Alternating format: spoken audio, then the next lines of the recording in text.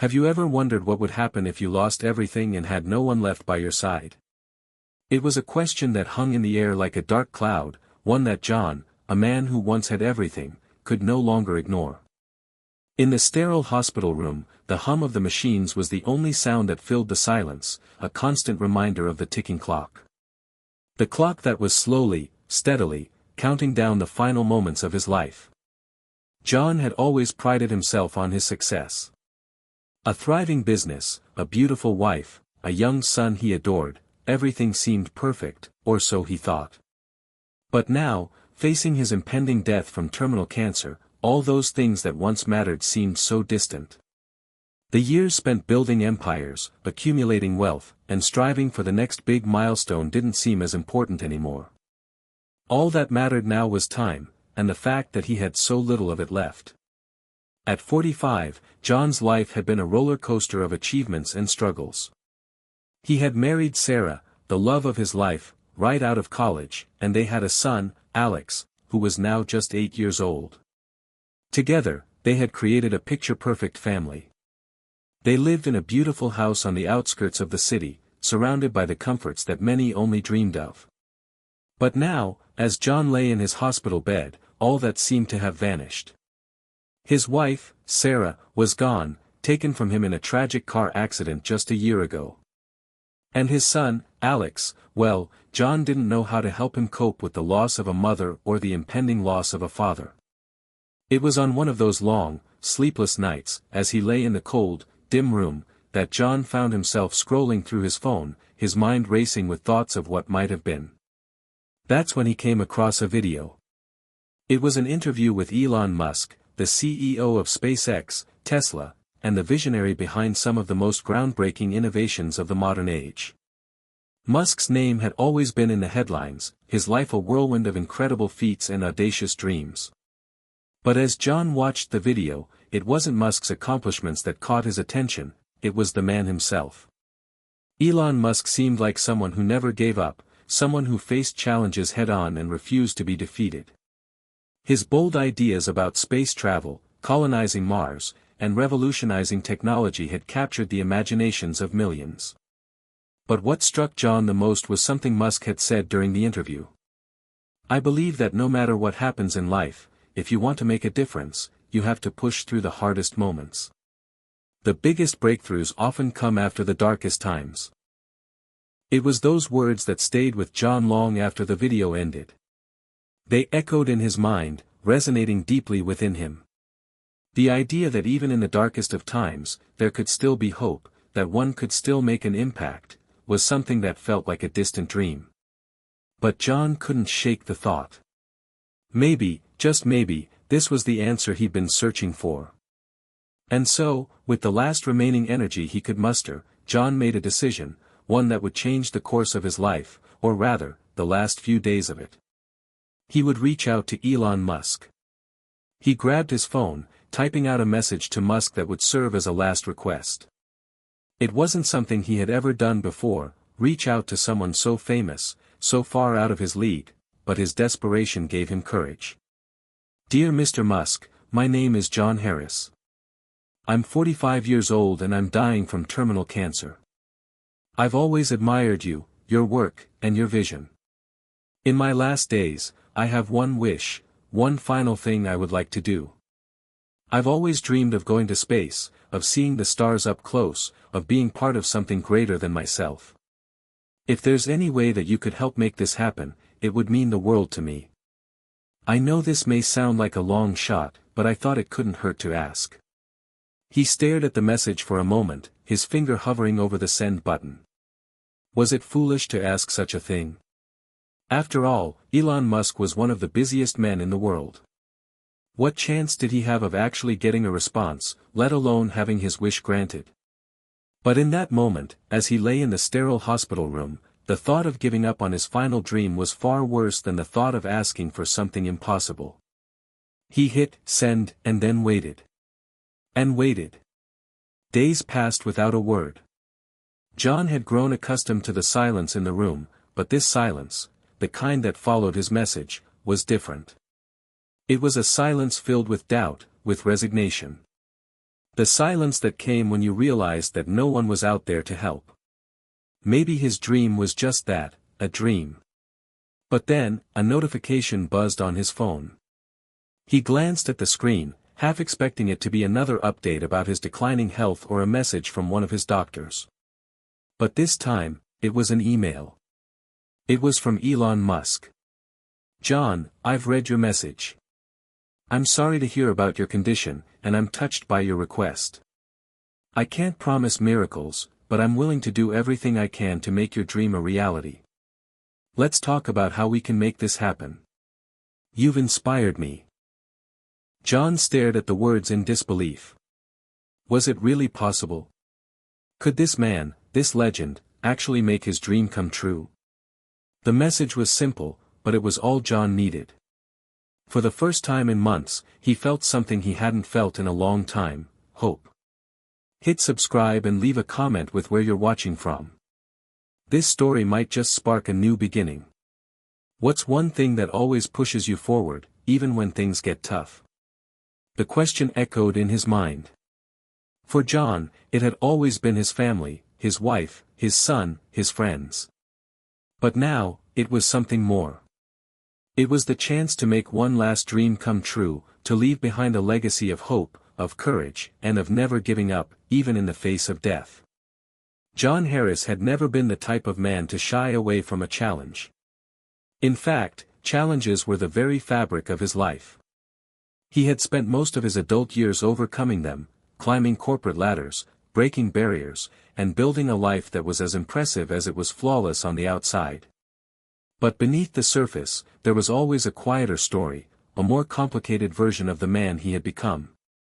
Born to a working-class family in a small town, John had always dreamed of something bigger. He'd watched his parents work tirelessly, his father at the factory, his mother at the local grocery store, always struggling to make ends meet. From an early age, John had decided that he would not live a life of struggle. He would escape the limitations of his humble beginnings, carve out a place for himself in the world, and make a difference. He worked hard in school, excelling in subjects that allowed him to envision a life beyond the factory floors. He attended college on a scholarship, majoring in business, and quickly earned a reputation as someone who wasn't afraid to put in the extra work. He graduated with honors and secured a job at a top consulting firm. It didn't take long for John to realize that he wasn't just interested in making a living, he wanted to make a mark on the world. And he did. In his late 20s, John co-founded a tech company with a small group of like-minded individuals.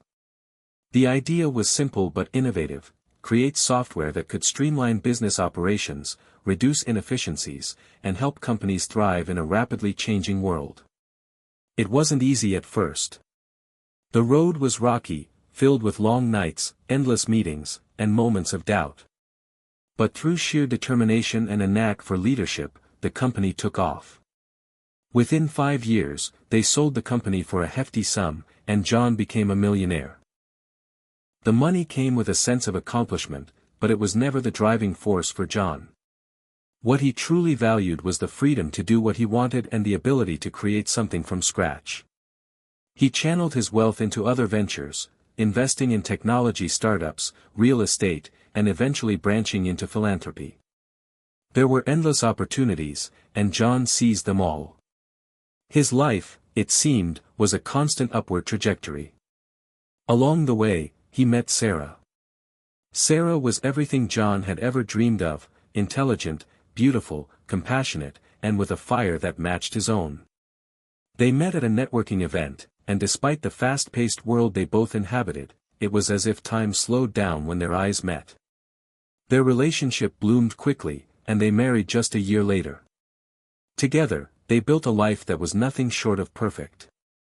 Their son, Alex, was born soon after their marriage, and they moved into a sprawling house in the hills, surrounded by lush greenery and the kind of peace that came from having everything they ever wanted. But the perfect life, as it often does, began to unravel. Despite all the external success, John often felt something was missing. He had conquered business, earned money, and built a family. But in the quiet moments, when everything seemed still, he was haunted by a feeling of emptiness. He and Sarah often spoke about it, how they both felt that life was more than just success and material gain, but neither knew how to fill the void. It wasn't until Sarah's death that the true weight of that emptiness hit him. Sarah had been in a car accident while on her way home from a business trip, and within moments, his life had turned upside down. The pain of losing her was like a physical weight, one that John could not shake. He tried to continue on with life as best as he could, but the gaping hole she had left in his heart was undeniable. For months, he threw himself into work, trying to outrun the grief. But it wasn't enough. He began to feel isolated, disconnected from everyone around him, even from his son, Alex. His son had been a constant reminder of Sarah, their love for one another, their shared dreams for his future, and now Alex was a daily reminder of the life they had lost. In a way, the cancer had been a blessing. John had always been someone who kept his struggles close to his chest. He'd never let anyone see how vulnerable he was, never let his guard down long enough to admit just how fragile life could be. But when the doctors told him he had terminal cancer, there was no hiding the reality anymore. There was no more running from the truth. His body had been betraying him for months, and the diagnosis was a harsh confirmation of what he'd known deep down: the time he had left was running out.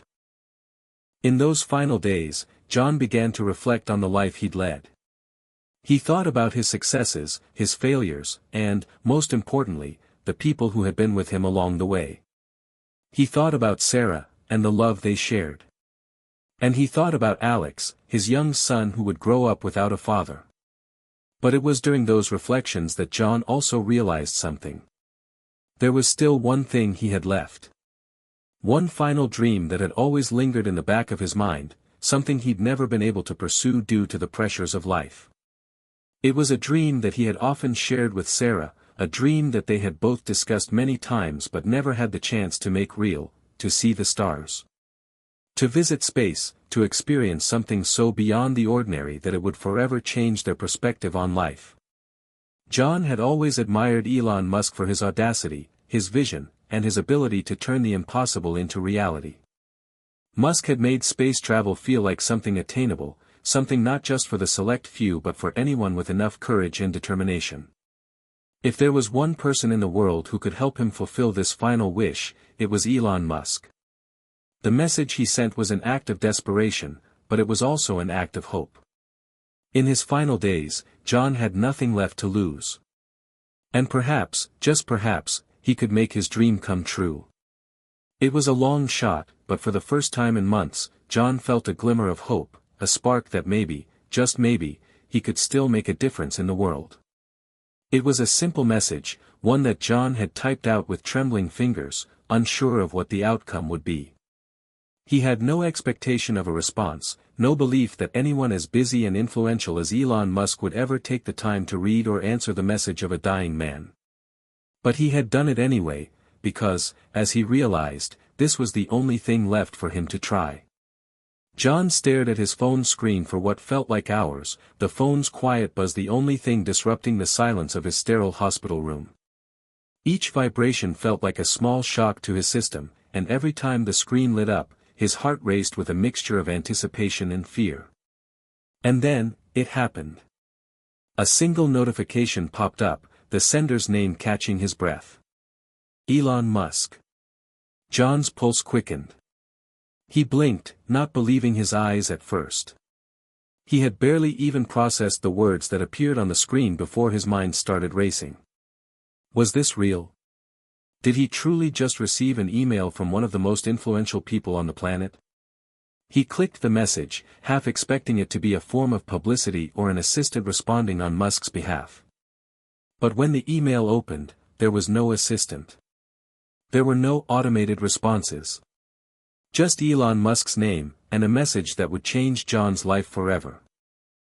John, I've read your message. I'm sorry to hear about your condition, and I'm touched by your request. I can't promise miracles, but I'm willing to do everything I can to make your dream a reality. Let's talk about how we can make this happen. You've inspired me. John sat there, stunned, reading the words over and over again. His breath caught in his throat. This wasn't a joke. This wasn't a publicity stunt. This was real. Elon Musk had read his message. He had taken the time to acknowledge him. And not only that, he was offering to help. The tears came then. At first, it was just a few, trickling down his cheeks, but soon the floodgates opened. For so long, John had felt nothing but despair. He had felt like a man trapped in a cage, with his world shrinking as his illness took hold of his body. But now, for the first time in months, John felt something stirring inside him, hope. He quickly composed a response, still unable to fully grasp what was happening.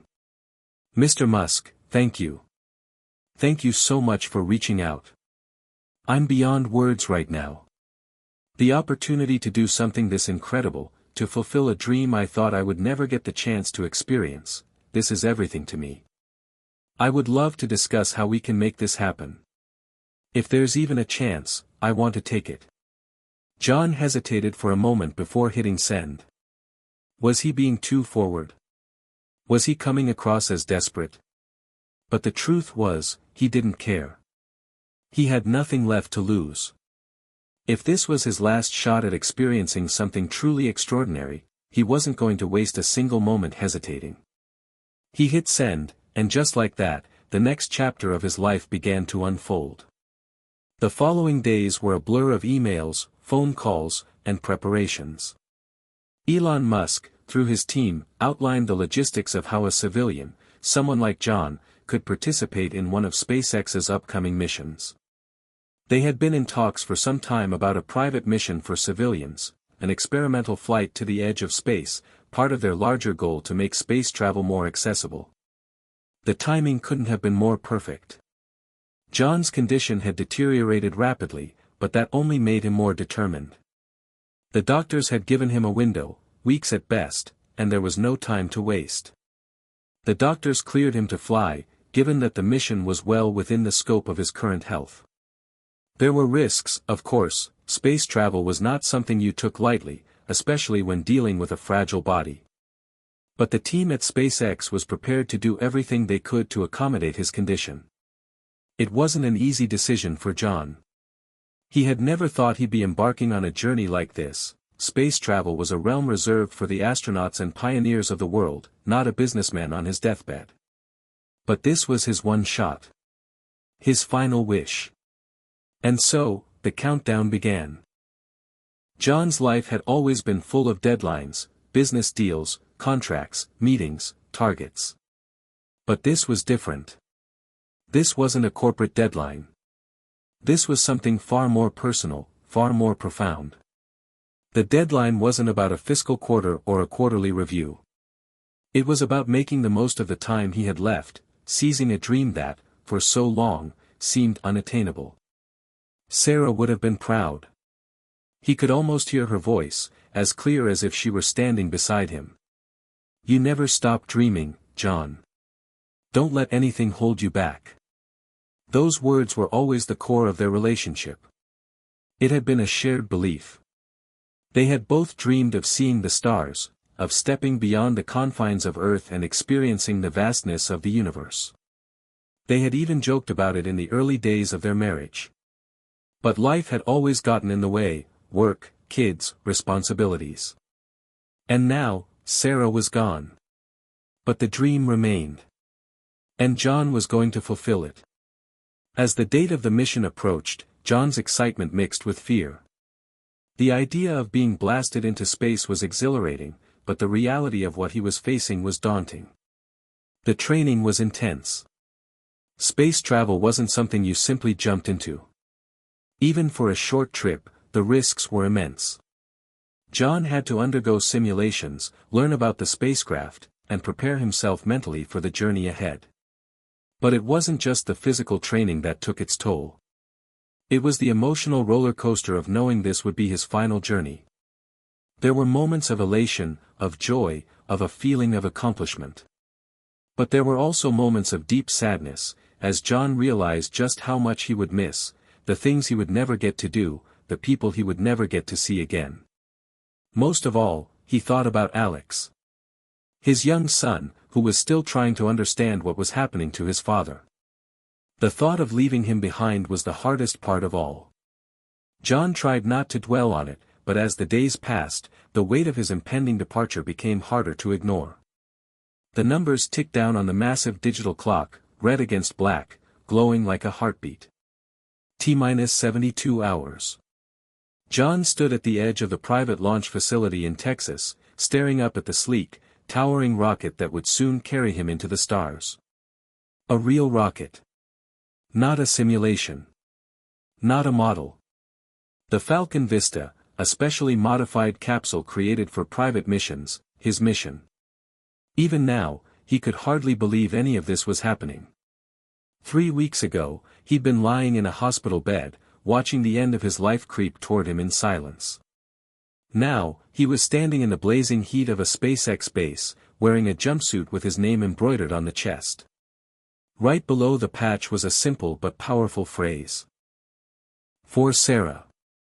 Every time he caught sight of it in the mirror, his chest tightened, but not from fear or sadness. It was pride. The kind that only comes from honoring something bigger than yourself. Elon Musk had kept his word. Though he was busy juggling Tesla, X, formerly Twitter, Neuralink, and the 1,000 other things people expected from a man like him, Elon personally checked in on John's progress daily.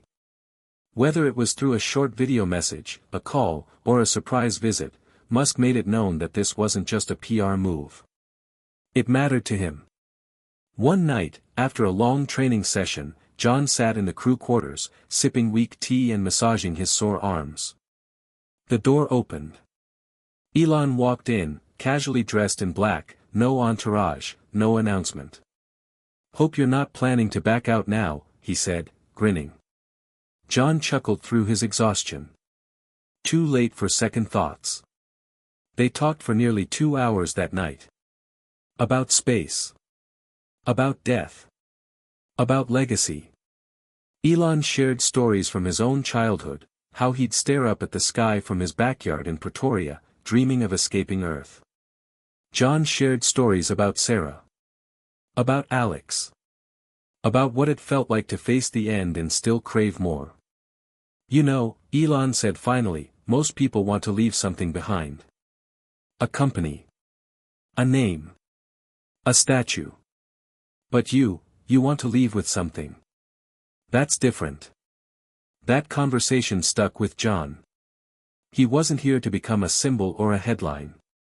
He wasn't here to inspire millions, though he hoped he might. He was here to prove something, to himself, to Alex, and to the world. That even in the face of death, you could still dream. You could still reach higher. T-minus 48 hours. The media had picked up the story by now. It was everywhere. Terminal cancer patient set to join civilian space flight with SpaceX. Elon Musk grants final wish to dying father. Journey to the stars, a story of hope, love, and legacy. John avoided the interviews. SpaceX handled most of the press. But that didn't stop the letters, videos, and messages from pouring in. One, in particular, came from a woman in Ohio. Her husband had died from the same form of cancer.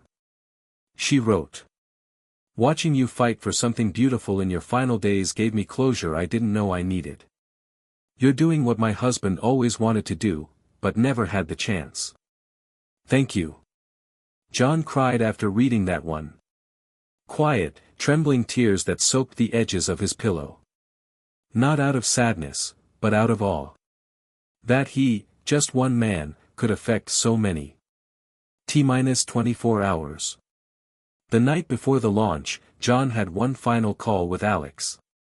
His son was staying with Sarah's sister in Colorado, surrounded by mountains, dogs, and more Lego than one kid could reasonably need. "Are you scared, Dad?" Alex asked. John smiled, the corners of his eyes tightening. "A little. But sometimes being brave means doing something even when you're scared. Will I be able to see you?" John paused. "You won't see me up there. But I promise you'll feel me." He touched the screen. "Every time you look at the stars, buddy. That's where I'll be." T-4 hours. The suit-up room was quiet except for the sound of zippers, Velcro, and faint murmurs between engineers.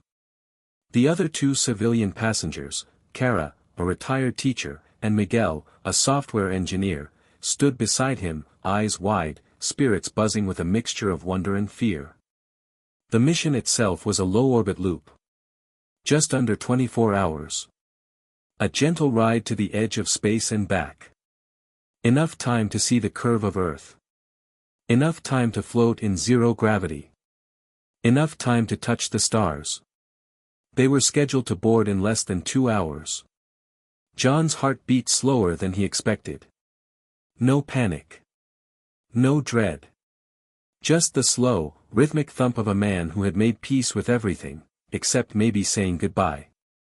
A nurse came in with a small vial of medication, pain relief to help him through the ride. The cancer had spread to his bones, making movement hard. But the SpaceX team had adjusted the capsule to support him, extra harnesses, ergonomic cushions, and soft temperature control. As he took the pill, John looked out the small window and saw the rocket again.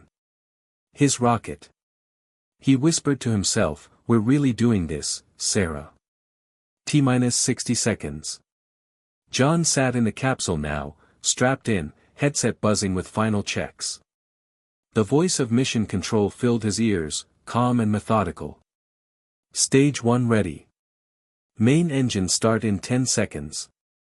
Flight path is clear. Weather optimal. John, how's the ride feel? He glanced at the console. All green. I've never felt more alive, he answered. And he meant it. His eyes scanned the tiny window to his right, where the black of space slowly started to consume the blue sky. He thought of Alex. Of Sarah. Of his parents.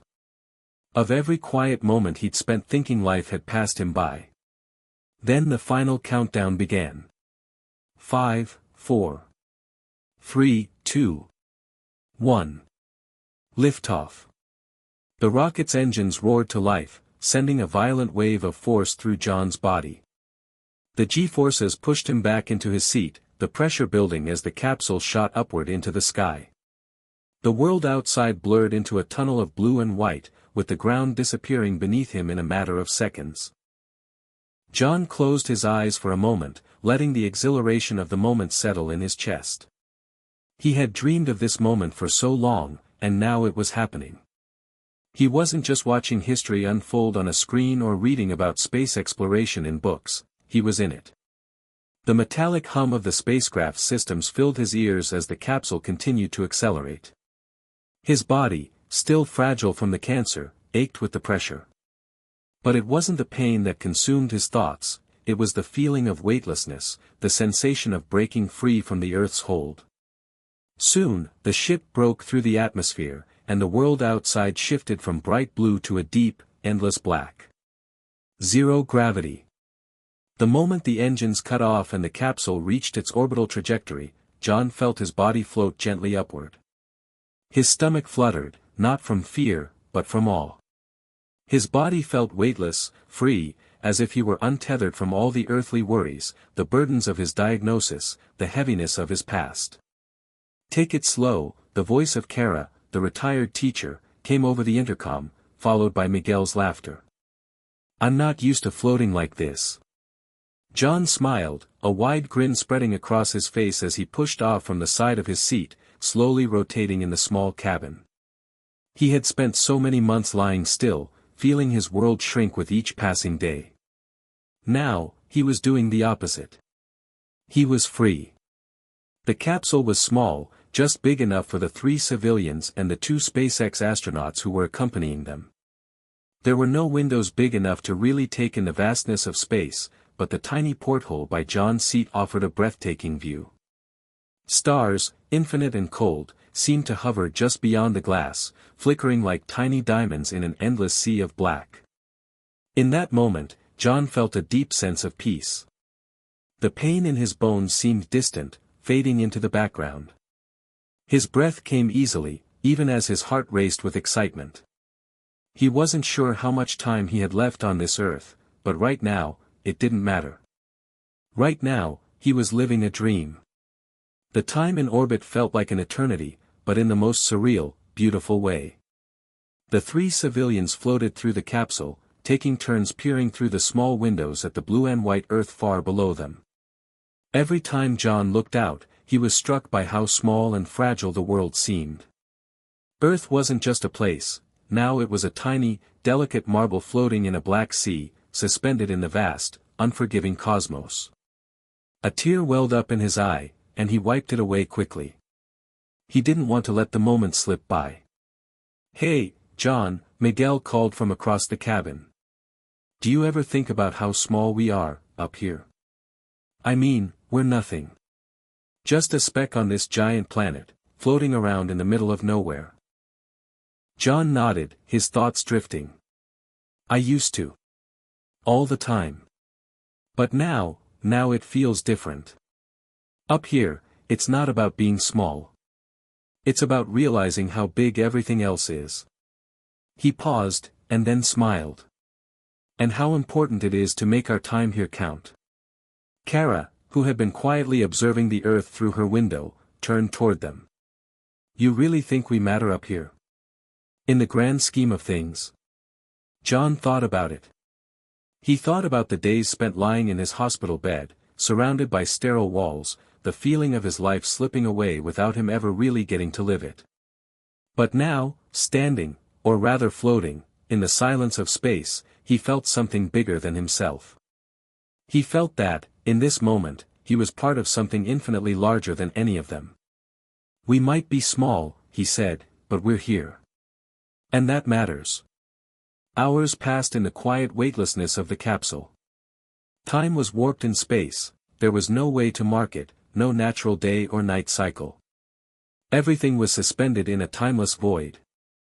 It was a peaceful kind of solitude, but also incredibly humbling. The astronauts and civilians chatted softly, laughed, and marveled at the view, but no one could escape the overwhelming silence of space itself. But then, as they approached the apex of their orbit, something changed. The quiet in the capsule deepened. John felt it first, a subtle shift in the atmosphere. He had expected the ride to be smooth, a gentle cruise through space. But there was something unsettling about the way the capsule was tilting, ever so slightly. The warning lights blinked on. "Error, trajectory miscalculation detected. Adjusting flight path." A voice from Mission Control crackled through the intercom. "Don't worry, everyone. We're making a small adjustment to ensure your safe return. Nothing to be concerned about." But John could tell it wasn't just a minor adjustment. He had been around enough technology in his life to know when something was off. The capsule shuddered again. A loud, almost deafening sound filled the cabin as the engines fired up, and a jolt rippled through the spacecraft. "We're experiencing some unexpected turbulence," the lead astronaut, Lieutenant Williams, said, his voice calm but firm. "Please stay strapped in. We'll be back on track shortly." The unease began to grow, but John held his breath, gripping the safety straps tightly. He had no way of knowing what was really happening, but deep inside, he could feel the weight of the moment. Something was wrong. He had come so far, and now there was the smallest possibility that his final wish could be jeopardized. As the capsule continued to jolt, John's mind flashed to his son, Alex. To Sarah. To everyone he had loved in his life. There was no real fear of death. Not now. He had made peace with that a long time ago. But the thought of leaving unfinished business, leaving his son without a father, without the man who had promised to always be there, was unbearable. The capsule shuddered again, this time with more force. But then, just as suddenly as it had started, the shaking stopped. The lights dimmed, and the voice of Mission Control came through again. "Everything is back to normal, folks. We're on course for your return to Earth." John let out a breath he didn't know he was holding. He looked out the window once more, taking in the stars that now felt just a little more distant, a little less welcoming. The sense of unease still lingered in the air. He didn't know what was ahead. He didn't know how much longer he had. But he had a final chance to do something incredible. To experience something beyond his wildest dreams. And that, he realized, was enough. The stars outside the capsule continued to shimmer, unblinking and eternal. But John's gaze had shifted inward. The sudden turbulence had shaken him more than he was willing to admit, pulling him away from the awe he'd felt earlier. The quiet hum of the spacecraft was now filled with a nervous energy that he couldn't shake. Though Mission Control had reassured them that the trajectory was stable, John knew something wasn't right. The brief moment of panic had thrown him off balance. He glanced over at the other passengers. Kara and Miguel were still floating near the observation window, but their eyes were wide, their faces tense. The astronaut seemed calm, which only deepened John's unease. He tried to focus on his breathing.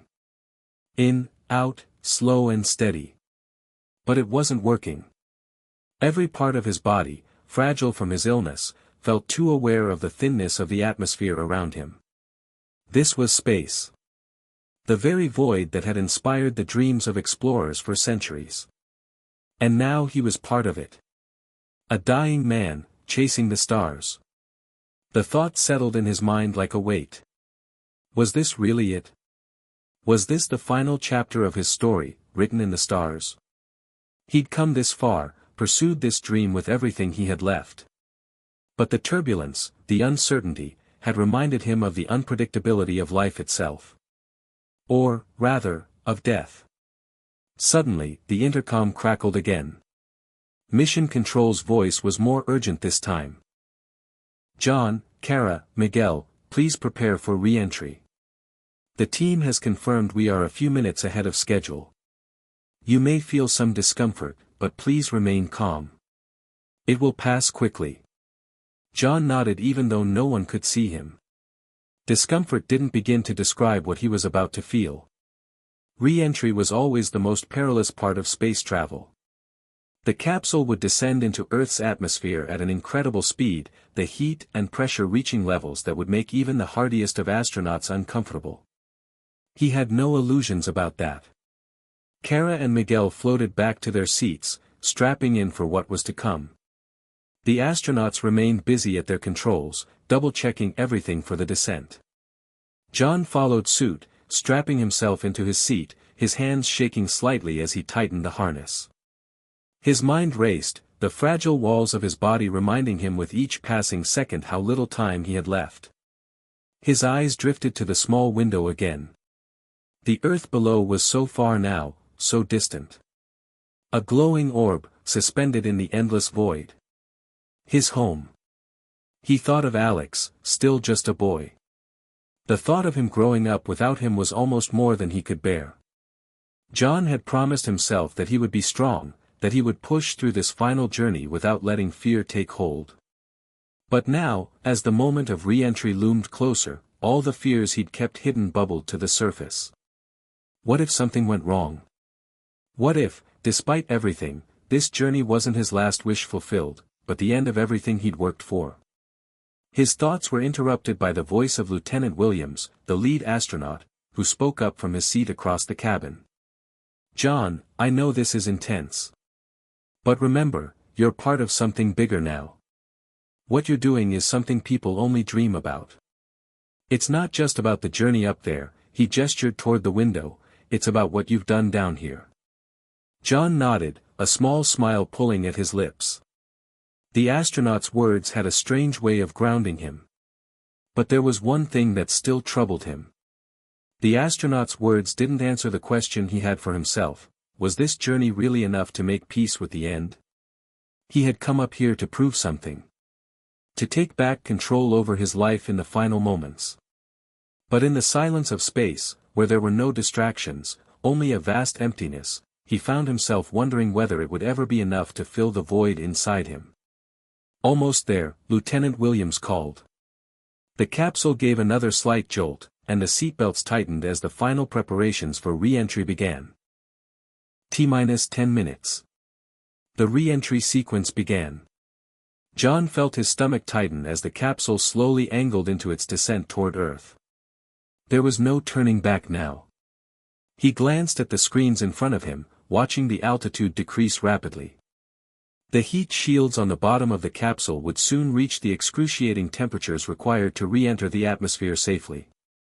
Mission Control's voice was steady and soothing. We are entering the first phase of re-entry. Please remain in your seats and secure your harnesses. You will feel some turbulence, but it is normal. A tremor ran through John's body as the pressure built. The capsule was moving faster now, and the temperature inside began to rise as friction with the atmosphere increased. His heart pounded in his chest. Each breath felt more labored, but he fought against it, trying to keep calm. He could hear the sound of the heat shields vibrating beneath him as the capsule cut through the atmosphere. The white-hot glow of re-entry surrounded them, and John could feel the heat beginning to press against his body, suffocating and powerful. The capsule began to shake violently, the G-forces growing stronger with each passing second. Stay calm. Lieutenant Williams shouted over the comms. We're through the worst of it. Just a few more minutes. John gritted his teeth, gripping the sides of his seat, trying not to be overwhelmed by the pressure. He thought of Sarah, her smile, her warmth, the way she had always calmed his racing thoughts. Then he thought of Alex. His son, growing up in a world that would never know his father. The ache in his chest grew sharper. But then, just as the worst of the heat and pressure seemed unbearable, it stopped. The capsule's descent slowed, the turbulence easing, and the violent shaking became a gentle sway. Mission Control's voice returned, this time with a note of finality. We've entered the safe zone. We're on track for landing. Welcome back to Earth, John. John exhaled slowly, the tension in his body gradually unwinding. The silence that followed was almost deafening. He let his head fall back against the seat, feeling the remnants of the journey, the lingering traces of fear, pain, and awe. The capsule had made it. And so had he. But now that the Earth was within reach, one question lingered: was this really the end of his journey? The descent continued, and the atmosphere outside became increasingly dense. John had no way of knowing how long it had been since they had re-entered the atmosphere, but his body was exhausted, every fiber screaming for rest. Despite the intense shaking that continued to rattle the capsule, he couldn't help but feel a profound sense of calm settling over him. The worst was behind him. He had made it. Outside the small window, Earth loomed larger with each passing second, familiar, comforting, but still somehow foreign after his brief experience in the vast expanse of space. The realization hit him suddenly: the journey had changed him. The weightlessness had removed him from the constraints of his illness, but it had also removed him from everything he had ever known. In space, there was nothing but the feeling of infinite possibility. On Earth, there was only reality. And the stark reality now loomed larger than ever. The capsule continued its steady, controlled descent toward the recovery zone. Earth's surface began to come into sharper focus as the capsule neared. John could see the jagged outlines of mountains, the sprawling cityscapes, the meandering rivers that had always seemed so small in books and documentaries. He had never seen the world like this before. But now, it felt too small, too fragile, too ordinary. Mission Control's voice broke through his reverie. We're preparing for final descent, John. Please ensure your seatbelt is secure. John obeyed without a second thought, his mind already half-drifting toward the events to come. His time in space had been a dream, a miracle. But it was just that, a moment in time. The reality was that he would soon be back on Earth, and with that return came all the questions, all the unfinished business. He thought again of Sarah. Of Alex. He had tried to shut out the overwhelming weight of his responsibilities during the flight. But now, Earth beckoned, and with it, the truth: his battle was not just against time. It was against his own legacy. What had he truly left behind? Would they remember him for the man he was, or for the man he had become after space? As the capsule neared the final stages of descent, the heat shields had done their job. The turbulence, once violent, had now calmed, and the soft whir of the landing system filled the cabin. John's body was drained, but his mind was still buzzing. There was something bittersweet about returning to the place where everything began. He closed his eyes for a moment, feeling his chest tighten with emotion. He had been fighting against time his entire life, first, against his illness, and then against the clock, trying to live long enough to accomplish something significant. Now, he realized that no matter how much he had pushed, the most important thing wasn't the mark he would leave behind, it was how he had lived. He thought back to the words the astronaut had said before, "What you've done is something people only dream about." And it was true. His journey, though brief, had been extraordinary. But he still wasn't ready to let go of the moments that had made him who he was, his family, his friends, his purpose.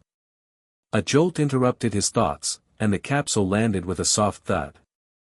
The noise of the recovery team's shouts and the low hum of helicopters above indicated that they had reached the safe landing zone. The sudden quiet was jarring after so many hours of noise and turbulence, and for a moment, John sat still, not sure whether to move. But then, the capsule door opened. The bright, hot sun spilled into the cabin. John squinted against the light, his body stiff from hours of being strapped in. He knew he should feel relieved, grateful for the smooth landing. But all he could think of was one thing: how would they greet him when he stepped off the capsule? Would they see the man who had just lived his final wish? Or would they see a dying man, finally back to face his reality? The astronaut beside him, Lieutenant Williams, was already unstrapping himself and preparing to exit. "Welcome back, John," he said quietly, offering a hand. John nodded, taking it and feeling the familiar pressure of another human's grip. It was grounding. It reminded him that he was still part of something bigger, even if that something was Earth. He pushed open the capsule door and felt a rush of air. The heat of the earth, the fragrance of the soil, the distant sound of cheers and claps, it all hit him at once. For a moment, he stood there, frozen in time. The vast expanse of space seemed so far away now. But in front of him, standing on solid ground, was the reality of home. His heart pounded in his chest as he took his first step outside. The dust from the landing site crunched beneath his feet, a sound that felt impossibly real.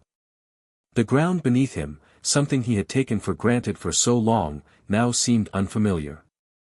He wasn't sure if it was the weight of re-entry or just the weight of everything he'd been carrying.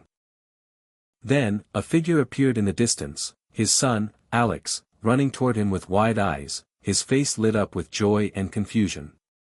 "Dad! You did it!"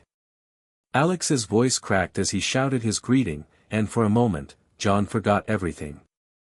He forgot the pain, the fear, the uncertainty. His son was here, standing in front of him, safe, real, and filled with the kind of wonder that only youth could bring. John dropped to his knees, his body protesting, but his heart soaring.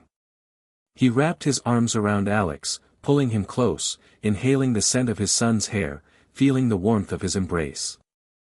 "I did it, buddy," John whispered, his voice thick with emotion. "I did it for you." Tears welled up in John's eyes as he looked into his son's face. This was the moment he had been fighting for. This was the legacy he had worked so hard to leave behind, the promise that he would always be there, even when he wasn't. But in that instant, John realized something: his journey had not been about proving anything to anyone, not to the world or even to himself. It had been about making sure his son knew that, no matter how small or fragile he was, he mattered. And no matter what happened from here on out, John had made sure Alex would never forget that. As John stood there, holding his son in the warmth of the Earth's embrace, he was ready to face the next chapter of his life, whatever that may be. The space mission was over, but his real journey was just beginning. And it was time to discover what that would mean for him, for Alex, and for the world he had so bravely left behind. The days after the landing passed in a blur of media appearances, well-wishes, and the quiet hum of recovery. The world had celebrated John's return, but all he could focus on was the feeling of being tethered again to the Earth, so heavy and unyielding compared to the weightlessness he had felt up there in space. The recovery team had kept him in a special medical unit for several days. They were closely monitoring his health, making sure his body adjusted to gravity again, after months of living in a state of zero-G. But his body wasn't what concerned him most. It was the silence. The silence of his thoughts. The silence that came with the return of all the unanswered questions. John's body felt sore, exhausted from the journey, but his mind was far more drained. Every moment, it seemed, was consumed with the question, what now? Back at home, life had resumed its pace. Alex had been excited, more than John had expected. It was as if, in that single moment of their reunion, the world had stopped for them. Alex had asked him a million questions, wanting to know what space had felt like, what the stars were like up close, and whether John had seen the future of mankind beyond the stars. But the truth was, John didn't have the answers. His thoughts were occupied by something much heavier. Something that Alex couldn't possibly understand. The mission had been a success, but was it worth it? Was the journey to space enough to make up for the time he had lost with his family? Was his illness, which had pushed him to chase this dream, ever going to allow him to truly live? He couldn't shake the question. One night, after Alex had gone to bed, John found himself staring out the window of his living room. The stars were visible from the house, though they looked so much dimmer now compared to the vastness of space. He thought back to his time on the spacecraft, the quiet thrill of staring out into the blackness, feeling like part of something much larger than himself. But now, back here, it felt like he was shrinking. The questions seemed to multiply with every passing day. Was this the life he had fought for? To live just a few more years, to leave behind a legacy of a man who had gone to space, only to return with nothing but a fading memory. He thought of Sarah. The woman who had stood by his side, patiently waiting for him to find some semblance of peace with himself. Their conversations before he left had been filled with hope. He had promised her that the mission would give him what he needed to heal. But now, after it was over, he wasn't sure he was any closer to that healing than before. John rubbed his hands over his face, exhaustion weighing heavily on him. The silence in the house felt stifling, but it wasn't just the quiet of the night that bothered him. It was the knowledge that his time here was finite, and no matter how far he reached, there was only so much he could do. His mind wandered to the idea of legacy again. He had thought that going to space would answer everything. He'd thought that if he could conquer that final frontier, perhaps the rest of his life would fall into place. That somehow, the burden of his illness would feel lighter. But now, in the quiet of the night, he realized that space had been a distraction.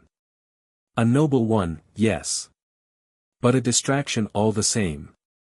The next day, Sarah came home from work to find John sitting at the kitchen table, staring at a pile of medical reports in front of him.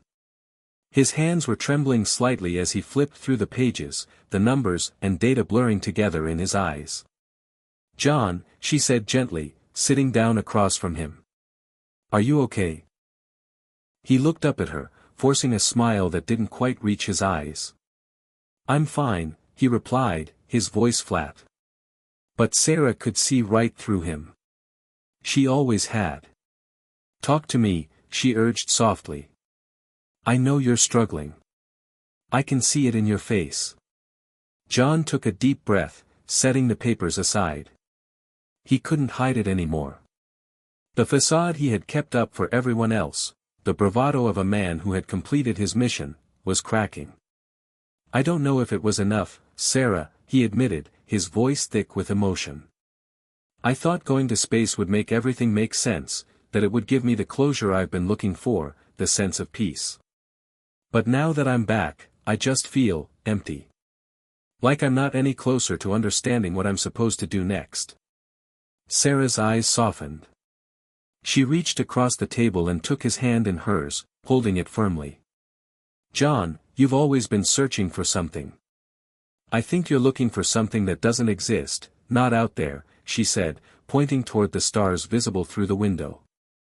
"What you're looking for is right here, with us. You've made it through something incredible. But what really matters is the time you have now." John's chest tightened, the weight of her words settling deep within him. It wasn't about the mission, or the legacy, or the distant stars. It was about what he had right in front of him, the family who loved him, the life he had built, and the future he could still fight for. "I don't know if I can do this," he whispered, his voice cracking. "I don't know how to be the man everyone needs me to be. How can I be a father when I can't even take care of myself?" Sarah squeezed his hand. "One step at a time, John. You don't have to have all the answers. You just have to try. For yourself. For us." John let out a long breath, feeling the tension begin to ease in his chest. She was right, as always. He didn't have to solve everything at once. But he did need to find his way back to the people who mattered most. Back to the life that had always been waiting for him, even when he had felt lost. The truth was, he had already begun the hardest part of the journey, accepting that he wasn't done yet. His story wasn't over. As John sat there, holding Sarah's hand, he realized that the journey wasn't just about space. It wasn't even just about surviving. It was about living, really living, and finding peace in the moments he had left. He would make a new plan. Not to be remembered as the man who went to space, but as the man who fought for his family, for his future. And, with Sarah by his side, he was ready to take the next step. John woke early the next morning, the sunlight streaming through the window, casting long, warm shadows across the room. His body felt stiff, but he was used to that. Years of medical treatments and grueling physical therapy had taught him how to live with the discomfort. But today, there was something else in the air. A quiet stillness, almost like the calm before a storm, but without the tension. He had slept little, his mind racing with thoughts. Sarah had been right. The questions he'd been asking, about legacy, about purpose, weren't meant to be answered by grand gestures or world-altering events. They were meant to be answered by the small, quiet moments he spent with the people he loved. And yet, despite knowing this, the uncertainty still hung over him like a thick fog. The previous evening, after their conversation, John had spent hours just staring out the window, trying to reconcile his experience in space with the life he had back home. The weightlessness of space had been freeing, yes. But he couldn't deny the heaviness that had settled on him since his return. He had hoped that the mission would be the culmination of everything, the defining moment that would solidify his place in history. But now, that moment felt distant, like a dream fading with the morning light. What had really changed? Had he truly found the peace he was searching for, or had he just substituted one form of escape for another? The question had haunted him, and it wasn't one that could be answered by his past accomplishments or his time in space. It was something more, something deeply personal, something he had to discover within himself. By the time Sarah came into the room, the morning was in full swing, the house alive with the sounds of the day. She had always been the grounding force in his life, the steady pulse that kept him anchored. Today, she was holding a cup of coffee in one hand, and though she smiled when she saw him sitting up, her eyes held a gentle concern. "You okay?" she asked, her voice soft but full of understanding. John gave her a tired smile. "I'm okay. Just thinking." She set the coffee down on the nightstand and sat next to him on the bed, her fingers brushing his arm. "What about?" He took a deep breath. The words were stuck in his throat for a moment, but as always, Sarah gave him the space to speak at his own pace. "I keep thinking about what happens next," John said finally. "The mission, space, it all feels like a lifetime ago, but I still can't figure out how to make sense of it. What am I supposed to do now?" Sarah looked at him, her expression thoughtful. "You don't have to have all the answers, John. You just need to be here. With us." John nodded, but something still lingered in his chest. "But I do have to figure it out. I can't live in the shadows of my past forever. I need to know what my life means now, how to make it count. I don't have time to waste." Her gaze softened, and she reached over to take his hand. "You're thinking too hard about this. Just start with what you have. What you've got now. Your health might not be perfect, but you're here. You've got Alex, me, the people who love you. Maybe that's enough. John looked at her, the weight of her words sinking in. She was right. The world was not going to suddenly open up with answers. There was no magical moment when everything would fall into place. It was a slow, ongoing process, a journey that was far more about the steps than the destination. He squeezed her hand. I'll figure it out. I just need to take it one day at a time. She smiled. That's all we can do. Later that afternoon, after a quiet day spent with Sarah and Alex, John decided to take a walk outside. The air was fresh, the world calm, and as he stepped onto the front porch, he was greeted by the familiar sight of the trees swaying gently in the wind. His mind, as it often did, wandered back to space, to the endless void that had been his home for those few short weeks. The earth beneath his feet felt both comforting and strange now, a reminder that he no longer had the luxury of floating weightlessly through the cosmos. He paused at the edge of the yard, staring out at the horizon. In the distance, he could see the mountains that had always been there, unchanged. It was a good place to be, right here, grounded, among the people who mattered most. For a long time, he had been trying to escape. He had thought that if he could just go far enough, reach higher than anyone else, he would finally find his answers. But now, he realized something. He had spent so much time chasing the stars that he had forgotten to appreciate the beauty of the world right in front of him. He wasn't done. Not by a long shot. But the next chapter of his life wasn't going to be written in the stars. It was going to be written in the moments he shared with the people he loved. It was going to be about living each day with purpose, finding joy in the small things, and, most of all, making the time he had left count. John stood there for a long time, just breathing in the air, listening to the sounds of life around him. He wasn't sure what the future held, but for the first time in a long while, he felt ready to face it. A few days later, John found himself sitting in his doctor's office, waiting for the results of the latest round of tests. He had pushed these appointments to the back of his mind for weeks, focusing on the trip to space and the aftermath. But now, reality was catching up with him. The door opened, and Dr. Williams, his longtime physician, walked in with a smile. She was a familiar presence in his life, always calm, always professional, but there was a softness to her eyes that spoke volumes. John, she began, taking a seat across from him. I've reviewed the results, and I think it's time we talked about next steps. John's heart raced slightly, but he forced himself to remain calm. He had always known this moment would come, the moment when the promise of a cure would give way to the reality of his illness. Do you have any new options? John asked, his voice steady, though he felt the weight of the question. Dr. Williams nodded. There are a few treatments we can try. They're still experimental, but they've shown promise in some patients. We can start them as soon as you're ready. John took a deep breath. There was a sense of inevitability in the air, but also a strange sense of peace. He had spent his life fighting against the clock, but now he realized that perhaps the real fight wasn't about surviving, it was about choosing how to live. I'm ready, he said, his voice filled with quiet resolve. Let's do it. As he left the doctor's office, John felt something inside him shift. This wasn't the end. It was just another step in the journey. And no matter how many twists and turns lay ahead, he knew one thing for sure, he was no longer afraid of the unknown. John had never been one to take things lightly.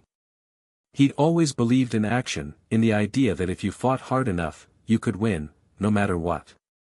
But now, as he sat in the sterile hospital room waiting for the experimental treatment to begin, he couldn't shake the feeling that he was stepping into the unknown in a way he never had before. His life had always been filled with clear goals. First it was to survive the illness, then it was to conquer space, to be part of something bigger. But now, as the door to the treatment room opened and the nurses began to prepare him, the path wasn't so clear anymore. There was no guarantee this would work. There was no certainty that he would wake up tomorrow feeling better, or even feeling anything at all. Yet, as the needle was inserted into his arm and the infusion began, he realized something: this uncertainty wasn't something to fear. This was life. Real, raw, unpredictable life. And for the first time, he felt like he was truly living it. The first few days of treatment were grueling. He felt weak, tired, and nauseous, as though his body was waging a war against itself. Every day, he had to fight the urge to stay in bed, to let the weight of his illness crush him. But each time he thought about giving up, he thought of Alex, his son, the little boy who had waited for him to come home, who had been so eager to show him all the things he had learned while his father was away. That thought was enough to get him out of bed. That thought was enough to keep him going. It was the third day after the treatment began when John first noticed a shift. It wasn't a huge change, but it was enough to spark a tiny flame of hope. He woke up feeling less tired, more alert than he had in weeks. His body still ached, his muscles still felt like they were made of lead, but there was a clarity in his mind, a small but powerful sign that something was working. He spent the morning with Alex, watching as his son excitedly showed him a model rocket he had built out of spare parts. It was something simple, something that should have felt insignificant, but in that moment, it was everything. The joy in Alex's eyes, the way his small hands carefully placed each part together, reminded John of the reasons he was fighting. Sarah was there, too, standing quietly in the background, watching them with a smile that spoke volumes. It was rare for John to see Sarah so content. Normally, she was the one who shouldered the weight of the world, taking care of him, taking care of everything. But today, there was a softness to her, a lightness in her step that made John feel as if, for once, they were truly a family again. "How's it feel, Dad?" Alex asked, looking up at him with a grin. John smiled back, the corners of his mouth lifting with an emotion he hadn't felt in a long time: peace. "It feels good," he replied, his voice hoarse, but genuine. "I think you've got something there, buddy." Alex beamed. "I'm gonna be a rocket scientist someday, Dad. You wait and see." John chuckled, his heart swelling with pride. "I believe you, Alex. You're gonna do great things." As the day passed, John found himself reflecting on how much had changed in such a short time. Just a week ago, he had been lost in the weight of his past, consumed by the uncertainties of his illness. But now, with each passing moment, he was beginning to realize that he was still here. Still present. Still able to fight. The treatment wasn't a miracle, but it was a step in the right direction. A small but crucial step. And for the first time in a long time, John felt the quiet stirrings of hope begin to take root inside him. The next few weeks were a delicate balance of progress and setbacks. The treatment was working, but not in the way John had hoped. His body began to respond, but not immediately. Each day, he would feel stronger for a few hours before fatigue would set in again. His emotions, too, were unpredictable. Some days, he would wake up feeling optimistic and ready to face whatever came next. Other days, he would be filled with doubt, wondering if he was simply delaying the inevitable. But what kept him going, what truly made the difference, was the support of his family. Sarah was a constant presence at his side, her quiet strength bolstering him when he was at his lowest. Alex, too, had become a source of unexpected motivation. The little boy seemed to have an endless supply of energy and optimism, and that energy was contagious. As much as John tried to hide his fears, Alex could always sense when something was wrong. But instead of retreating into silence, the boy would ask him questions about space, about the stars, about his experiences. He would laugh, asking if the aliens in space had lasers, and in doing so, he reminded John of the simple joys of life. Some days, it felt like a dream, like everything was happening too quickly. But in those moments, when the house was quiet and he found himself alone with his thoughts, John realized that he wasn't just surviving anymore. He was truly living, one step at a time, despite the uncertainty that still lingered in the background. As the weeks turned into months, John's physical condition continued to improve, albeit slowly. The experimental treatment had worked better than anyone had anticipated. His doctors were cautiously optimistic, but John knew that this battle wasn't over. He had gained ground, but he wasn't naive enough to think that everything would be easy from here on out. He still had to fight every day, still had to wake up each morning and make the conscious decision to keep going. But now, he wasn't fighting alone. Sarah and Alex had become his anchor, and the love they gave him was something he could never take for granted again. It was easy to forget, in the rush of his earlier life, what truly mattered. But in the quiet moments, he understood. His legacy was no longer about the space mission or the records he had broken. It was about the time he had left. It was about the moments with his family, about the joy of simply being together. Hit subscribe and leave a comment with where you're watching from. This story might just spark a new beginning. What's one thing that always pushes you forward, even when things get tough? It was a crisp morning when John first felt the shift, the change that he had been dreading since he began the experimental treatment. He had been doing better than expected, stronger, more energetic, his days slowly regaining their old rhythm. But this morning, as he stood in front of the bathroom mirror, brushing his teeth, he noticed something unsettling. His hands trembled. It wasn't much, just a slight shake, but it was enough to stop him in his tracks. For a moment, he stared at his reflection, as if willing his body to behave. He finished brushing his teeth, but the tremor didn't subside. A sickening wave of fear washed over him, and for the first time in weeks, he felt a cold knot of uncertainty settle deep in his chest. Later that afternoon, John had an appointment with Dr. Williams. He was reluctant to bring up the tremors at first, hoping it was just a fluke, a passing moment of weakness. But as soon as he sat down in her office, he knew he couldn't ignore it. "Doc," he began, his voice betraying the worry he had tried to suppress. "I've noticed something strange. My hands, they've been shaking a little bit. It's not constant, but it's enough to make me wonder." Dr. Williams, as always, was calm, her professional demeanor unwavering. She looked at him for a moment, her eyes scanning his face, as if weighing her words carefully. "John," she said slowly, "we knew the treatment would come with risks. We hoped for the best, but we prepared for setbacks." John clenched his fists in his lap, the familiar pang of frustration rising in his chest. "What does this mean? Is it the treatment? Or is the illness getting worse?" Dr. Williams sighed, her expression softening. "It's too soon to tell, but I think we need to run some more tests. It could be a side effect of the experimental treatment, or it could be a sign that the illness is progressing. Either way, we need to be vigilant." John felt the room close in around him. His mind raced, spiraling into a series of what-ifs. What if the tremors were a sign of something worse? What if the treatment had caused irreversible damage? What if his body was betraying him after all?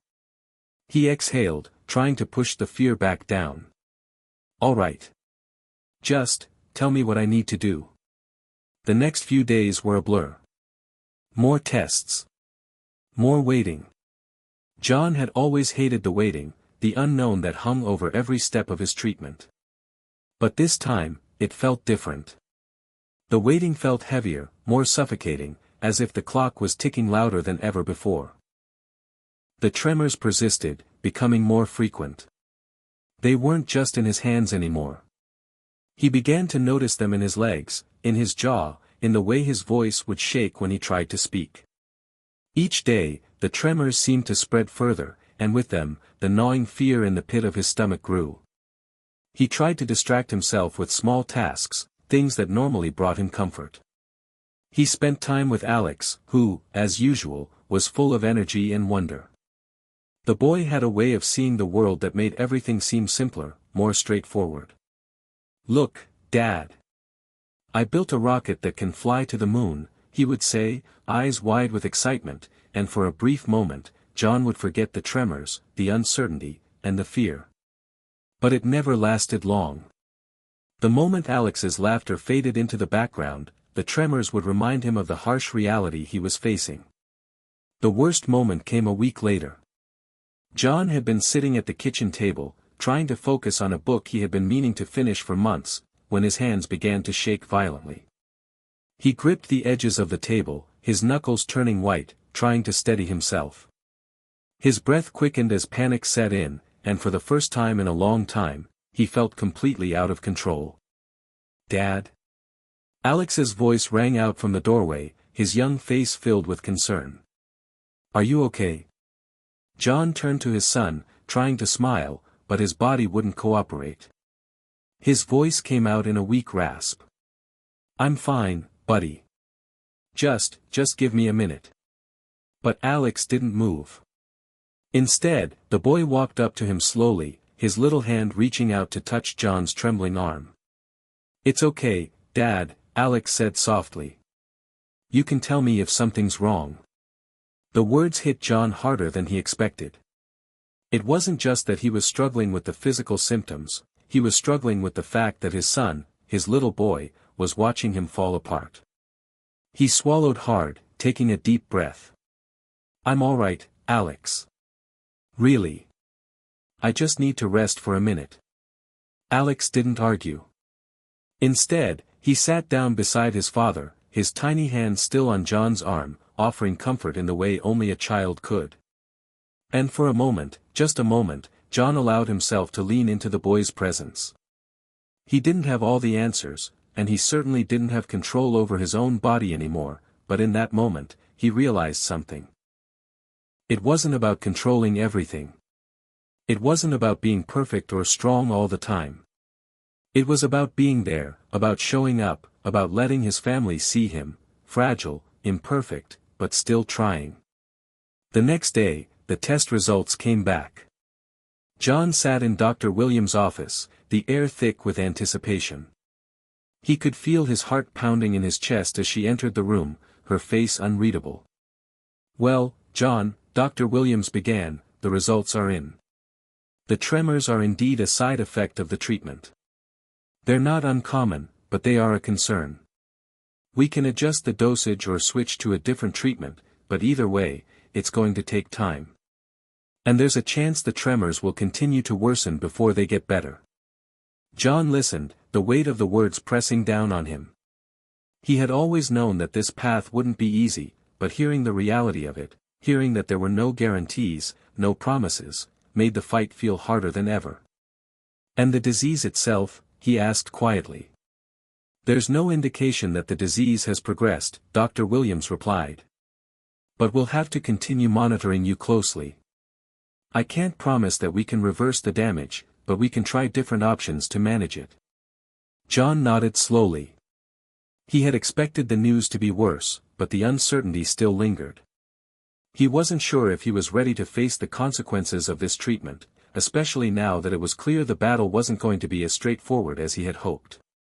That evening, John sat in the backyard, looking up at the stars. They had always been his point of reference, his constant in a world that often felt chaotic. But tonight, they seemed distant, cold even, as though they were taunting him from afar. Sarah came out to join him, sitting beside him in the stillness.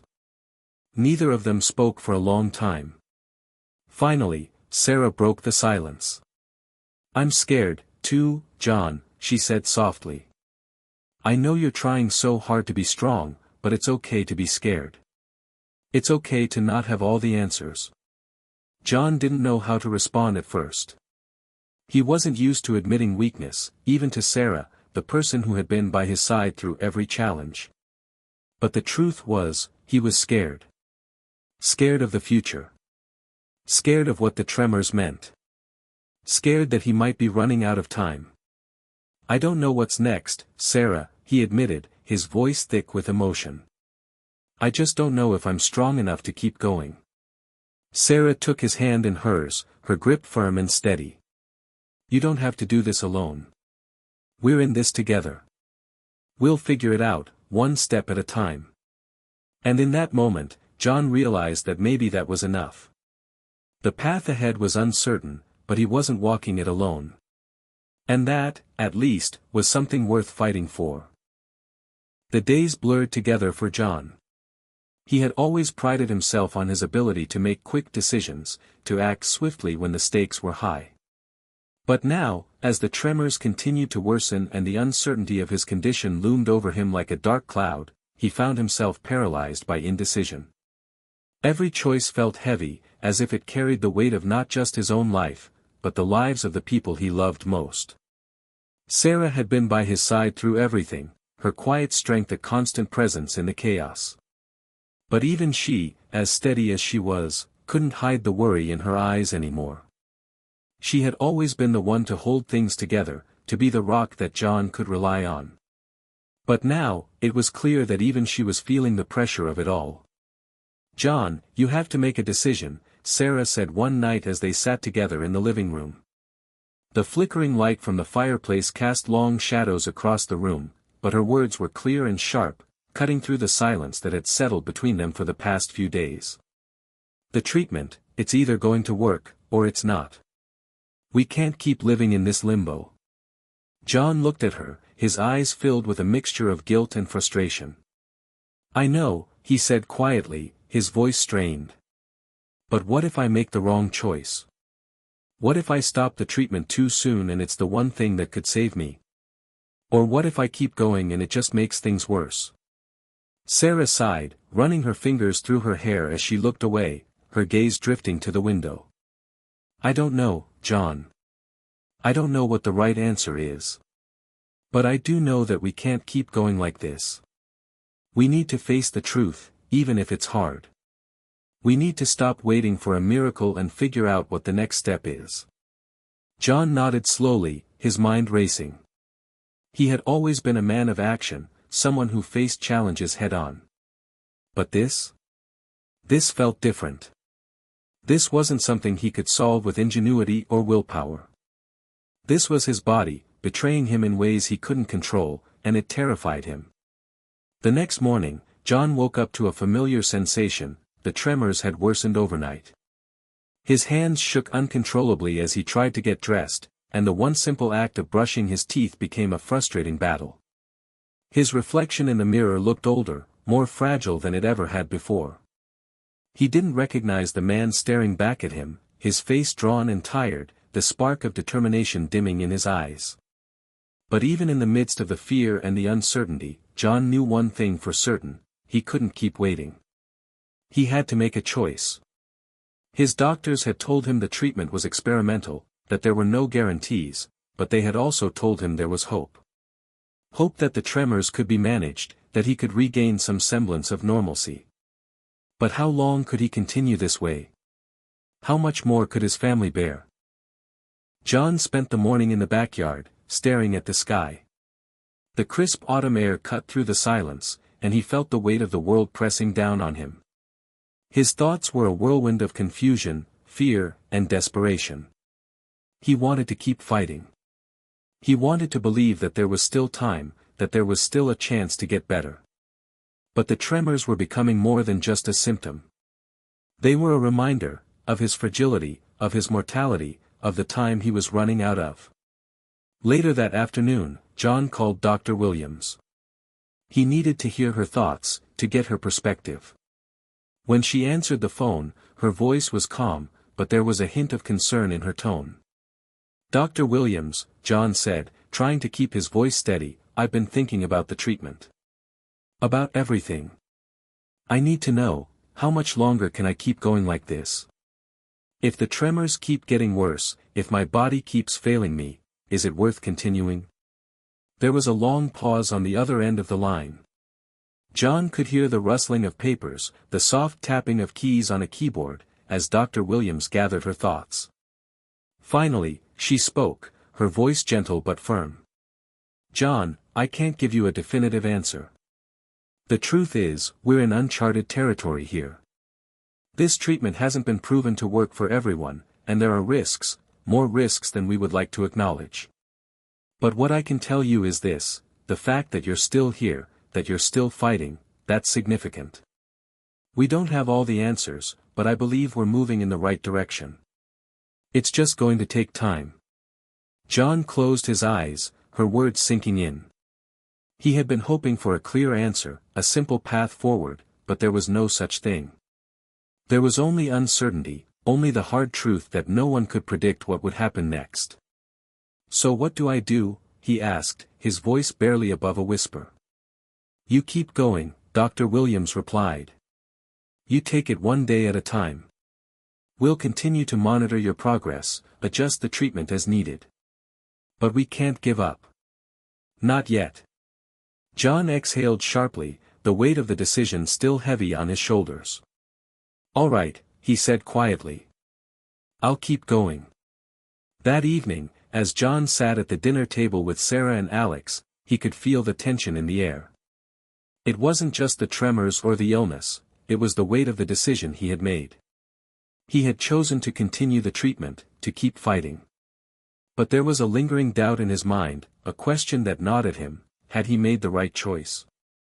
"Dad," Alex said suddenly, his innocent voice breaking the silence, "are you gonna be okay?" John turned to look at his son, the simple question cutting through the fog of his thoughts. Alex's face was full of concern, his little brow furrowed in a way that made John's heart ache. "I'm gonna be okay, buddy," John said, forcing a smile. "I just need to keep going, just a little longer." Sarah watched him carefully, her eyes soft but knowing. She didn't push him for more answers, didn't ask if he was scared or if he was doubting his decision. She simply reached out, placing her hand on his, offering the silent support he had grown to rely on more than anything else. The next few days were a blur of treatments, checkups, and more testing. The tremors continued to worsen, and the days when John felt like himself grew further apart. But there were still moments of clarity, small, fleeting moments when he could feel the fire inside him burning bright again. He spent more time with Alex, helping him with his rockets, their shared laughter filling the house. And even though he wasn't sure how much longer he could keep going, those moments made it feel worth it. The turning point came a week later when John received an unexpected phone call. It was Dr. Williams again, her voice sounding more urgent than before. "John, I think we've found something," she said, her tone filled with cautious optimism. "We've adjusted the treatment, and we're seeing some early signs of improvement. The tremors are stabilizing. It's not a cure, but it's progress." John's heart skipped a beat. For the first time in weeks, he felt something he hadn't allowed himself to feel: hope. "Does this mean it's working?" he asked, his voice trembling with emotion. "It's too early to say for sure," Dr. Williams replied. "But I think we're on the right track. You have to keep going, John. Just a little longer." John woke up that morning with a sense of cautious optimism. It wasn't the usual panic that greeted him first thing anymore, but a new feeling, one that felt like a flicker of hope, a tiny spark in a sea of doubt. He'd woken up without the usual tremors, and for the first time in weeks, his hands felt steady as he rubbed his eyes. It was subtle, but it was there. He didn't know what to make of it yet, but it was something. He knew that. It had been a long, uncertain journey, but perhaps, just perhaps, they were on the right path now. John's breath came a little easier, and for the first time, he allowed himself to believe that things might be changing. His phone buzzed on the nightstand, the familiar ring tone pulling him out of his thoughts. It was Dr. Williams. "John," she said after the customary pleasantries. "I think it's time for us to take a closer look at the treatment adjustments. The changes we've made are showing some early results, and I'd like to get you in for some tests today." John hesitated for just a moment. He wanted to tell her that he was feeling better, but he also didn't want to jump to conclusions. The roller coaster of emotions he had been riding over the past several months had left him hesitant to embrace anything that felt too good to be true. "I'll be there," he replied, forcing the words out despite the nervousness that had crept back in. "Thanks for letting me know." The hospital visit was unlike any other. For the first time in weeks, John walked through the sterile, white halls without feeling the familiar weight of dread hanging over him. The nurses smiled at him more than usual, and there was a subtle, unspoken shift in the air, a sense of cautious optimism that seemed to radiate from every corner. Dr. Williams greeted him with a more upbeat energy than he had seen in a long time. "John, I'm optimistic about what we're seeing. The tremors are stabilizing. It's early, but I'm encouraged. John could barely process what she was saying. He wanted to believe her, wanted to let himself feel the hope that was stirring inside of him. But he also didn't want to set himself up for another crushing disappointment. He had seen too many setbacks already, too many moments when the light at the end of the tunnel turned out to be a mirage. I'm ready for whatever comes next, he said, trying to sound more confident than he felt. The tests went by quickly. John was poked, prodded, scanned, and examined in every possible way. But unlike before, he felt a small sense of hope flicker in the back of his mind. There was a chance, just a chance, that things were going to get better. As he sat in the sterile room waiting for Dr. Williams to return with the results, he couldn't help but think of Alex and Sarah. What would it mean for them if this treatment was actually working? What would it mean for his future? For the first time in a long while, John allowed himself to imagine a future where he was healthy, where he could still be the father, the husband, the man he had always been. Dr. Williams returned an hour later with a smile on her face. It wasn't the forced, professional smile she usually wore. No, this one was genuine. John, she said, her voice filled with a quiet joy. We've got good news. The treatment is showing positive effects. The tremors are significantly reduced, and the overall progression of the disease seems to have slowed.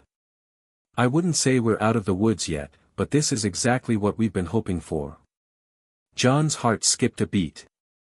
He couldn't believe what he was hearing. For the first time, something was actually working. There was a shift in the battle he had been waging, and this time, it felt real. He stood up slowly, a smile tugging at the corners of his mouth. So, this is it. This is the breakthrough I've been waiting for. It's a breakthrough, John. But we'll need to continue with the treatment plan, keep monitoring the progress.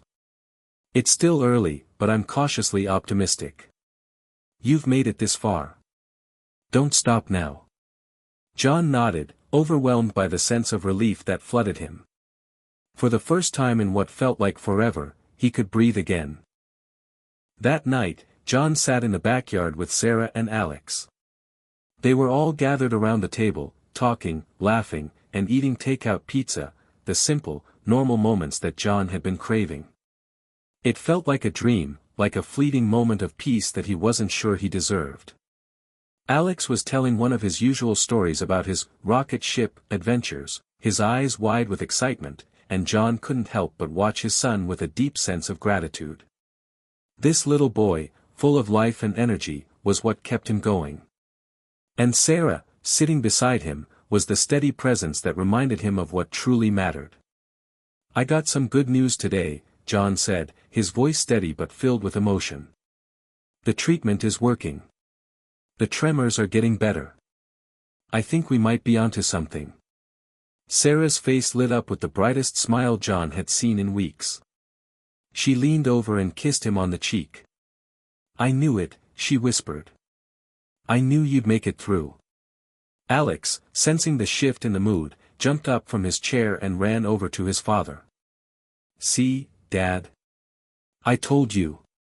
You're gonna be okay. John laughed, pulling Alex into a hug. I'm gonna be okay, buddy. We're all gonna be okay. And for the first time in months, John allowed himself to believe it. Over the next few weeks, the improvement continued. The tremors became less pronounced, and John started to feel more like himself. He could go a full day without the uncontrollable shakes that had once defined his existence. He was even able to go back to work, though he made a point of not pushing himself too hard. He still had a long way to go, but the progress was undeniable. But as John found a new sense of balance, a new rhythm to his life, he began to notice something else. The fear hadn't completely disappeared. There were still moments, quiet, isolated moments, when the anxiety crept in, when he doubted whether he was truly on the right path. The fear of relapse, the fear of losing everything again, was still there, lingering in the background. And so, with every small victory, John reminded himself to keep going, to take it one step at a time. There were still so many unanswered questions, so many uncertainties. But for now, he had hope. And that was enough. Weeks had passed since the breakthrough, and while John felt better, the shadow of his illness never quite left him. The tremors, though less intense, were still a reminder of how fragile his body was. The optimism that had filled him on that day in Dr. Williams' office still flickered within him, but so did the fear that the progress could be fleeting. It was a roller coaster of emotions, hope one moment, fear the next. The treatment, while promising, wasn't a cure. It wasn't a guarantee that he would be free of this condition for the rest of his life. Every appointment with Dr. Williams was a reminder that his future was still uncertain, that the path ahead was full of unknowns. And now, with each passing day, John found himself at a crossroads, a place where decisions needed to be made. Choices that would shape the course of his recovery, his relationships, and ultimately, his future. It was another typical evening when the call came in. John had just finished dinner with Sarah and Alex. They were in the kitchen, cleaning up, when his phone buzzed on the counter. He didn't recognize the number, but something about it made his heart skip a beat. He excused himself from the table, stepped into the living room, and picked up the phone. "Hello. Mr. Carter, this is Dr. Williams." Her voice was calm, professional, but there was an undercurrent of urgency that immediately caught John's attention. "I need to speak with you about something important." His stomach dropped. His mind raced with possibilities. "What's going on? Is it about the treatment?" "Yes," she replied. "We've encountered some new data, something we weren't expecting. I believe it's crucial that you come in tomorrow for an urgent follow-up. It's about your long-term prognosis." John's pulse quickened. "Is everything okay?" "Let's discuss it in person," she said gently. "I'll see you at 10 a.m. tomorrow. Please don't make any decisions until we have a chance to talk." John hung up the phone, the weight of her words pressing down on him like a brick. Something had changed. The uncertainty that had plagued him for so long was back in full force. What did Dr. Williams know that he didn't? He walked back into the kitchen, his mind racing, but he didn't say a word. Sarah noticed his face, the deep concern etched on it, and immediately she asked, "What happened, John?" John swallowed hard, trying to make sense of the jumble of thoughts running through his head. "Dr. Williams called. She said there's something we need to discuss. She wants me to come in tomorrow morning." Sarah's brow furrowed, worry creeping into her voice. "Is everything okay? You're doing better, right?" "I thought so," John muttered, shaking his head. "I don't know. Something's off about this call. It's like, she has new information. But she wouldn't tell me over the phone." Sarah moved closer to him, placing her hand on his. "Whatever it is, we'll handle it together. We've made it this far, John. Don't let this freak you out. Just breathe, okay?" He nodded, forcing a small smile. "I'm just not sure what to think anymore. After everything, I thought I was on the path to recovery. But now, it feels like there's another obstacle ahead." She squeezed his hand gently. "You've faced so much already. You're stronger than you realize. And no matter what happens, we'll face it together." The next morning, John sat in the sterile waiting room of Dr. Williams' office, the ticking of the clock on the wall amplifying the tension in the air. His mind was a whirlwind. What could she possibly have to tell him that was so urgent? Was there a setback? Was the treatment not working as well as they thought? The questions swirled like a storm, but there was no way to know until Dr. Williams walked through that door. When she finally entered, her expression was calm, though there was something in her eyes, a hint of gravity, that told John that this wasn't just another routine checkup. "John," she said as she sat down across from him, her voice measured but kind. "I'm glad you came in. I know I've been vague, but it was necessary. We've reviewed the latest data, and there's a complication we weren't expecting." John's heart sank. Complication? What do you mean? Dr. Williams paused, looking down at the folder in front of her before meeting his gaze. While the treatment has had positive effects on the tremors, we've found that it's also placing significant stress on your cardiovascular system. Your heart is struggling to keep up, and we're concerned that continuing the treatment at this intensity could cause irreversible damage to your heart. John felt a wave of nausea wash over him. His breath caught in his throat. Are you telling me that the treatment is killing me faster than the disease would? Dr. Williams nodded, her face filled with sympathy. I'm afraid so. The treatment has slowed the progression of the tremors, but it's also causing stress on other vital organs. The next steps are complicated. We can reduce the dosage, but it may not be as effective at controlling the tremors. Or, we can continue as is, but that comes with risks, potential heart failure, stroke, and other serious complications. John was silent for a long moment, the weight of her words settling in. The room felt smaller, suffocating, as if the air itself had thickened with the gravity of the decision before him. What was the right choice? What could he live with? I need to think about this, he said quietly, his voice betraying the storm of emotions inside him. I need some time. Of course, Dr. Williams replied. Take all the time you need. I just want you to understand that this is a critical juncture. The decision is yours, but whatever you choose, we need to act quickly. John drove home in a daze, his mind racing with the implications of what Dr. Williams had said. He felt like the ground had been ripped out from under him.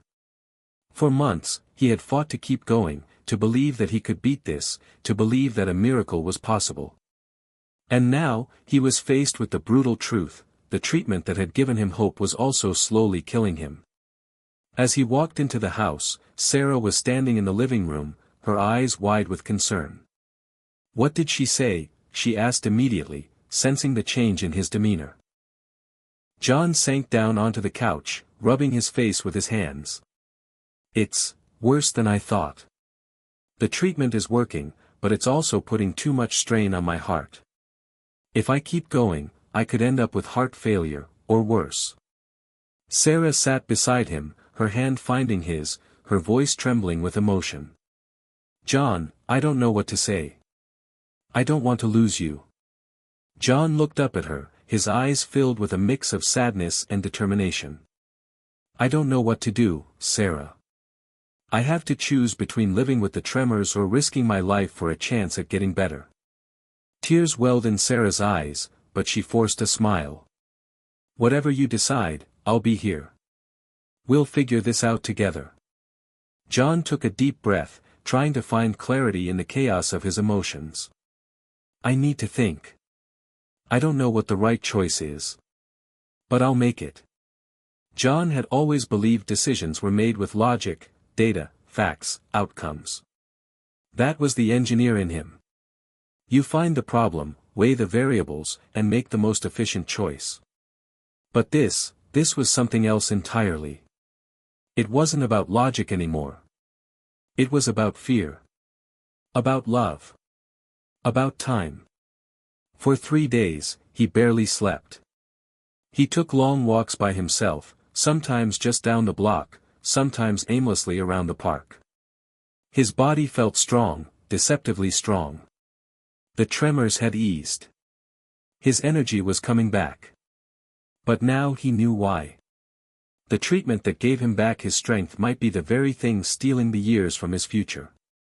One morning, he found himself standing in Alex's room. His son was still asleep, tucked beneath a blanket covered in rocket ships and stars. There were little sketches taped to the wall, drawings of rockets, planets, and what John could only assume was a crude attempt at Mars. John sat quietly on the edge of the bed, his chest heavy. Alex stirred slightly, then rolled over and mumbled in his sleep. Daddy's rocket, almost there. John closed his eyes. Almost there. But what if he wasn't? Later that day, he sat down with Sarah. Really sat down. No distractions. No doctors. No papers.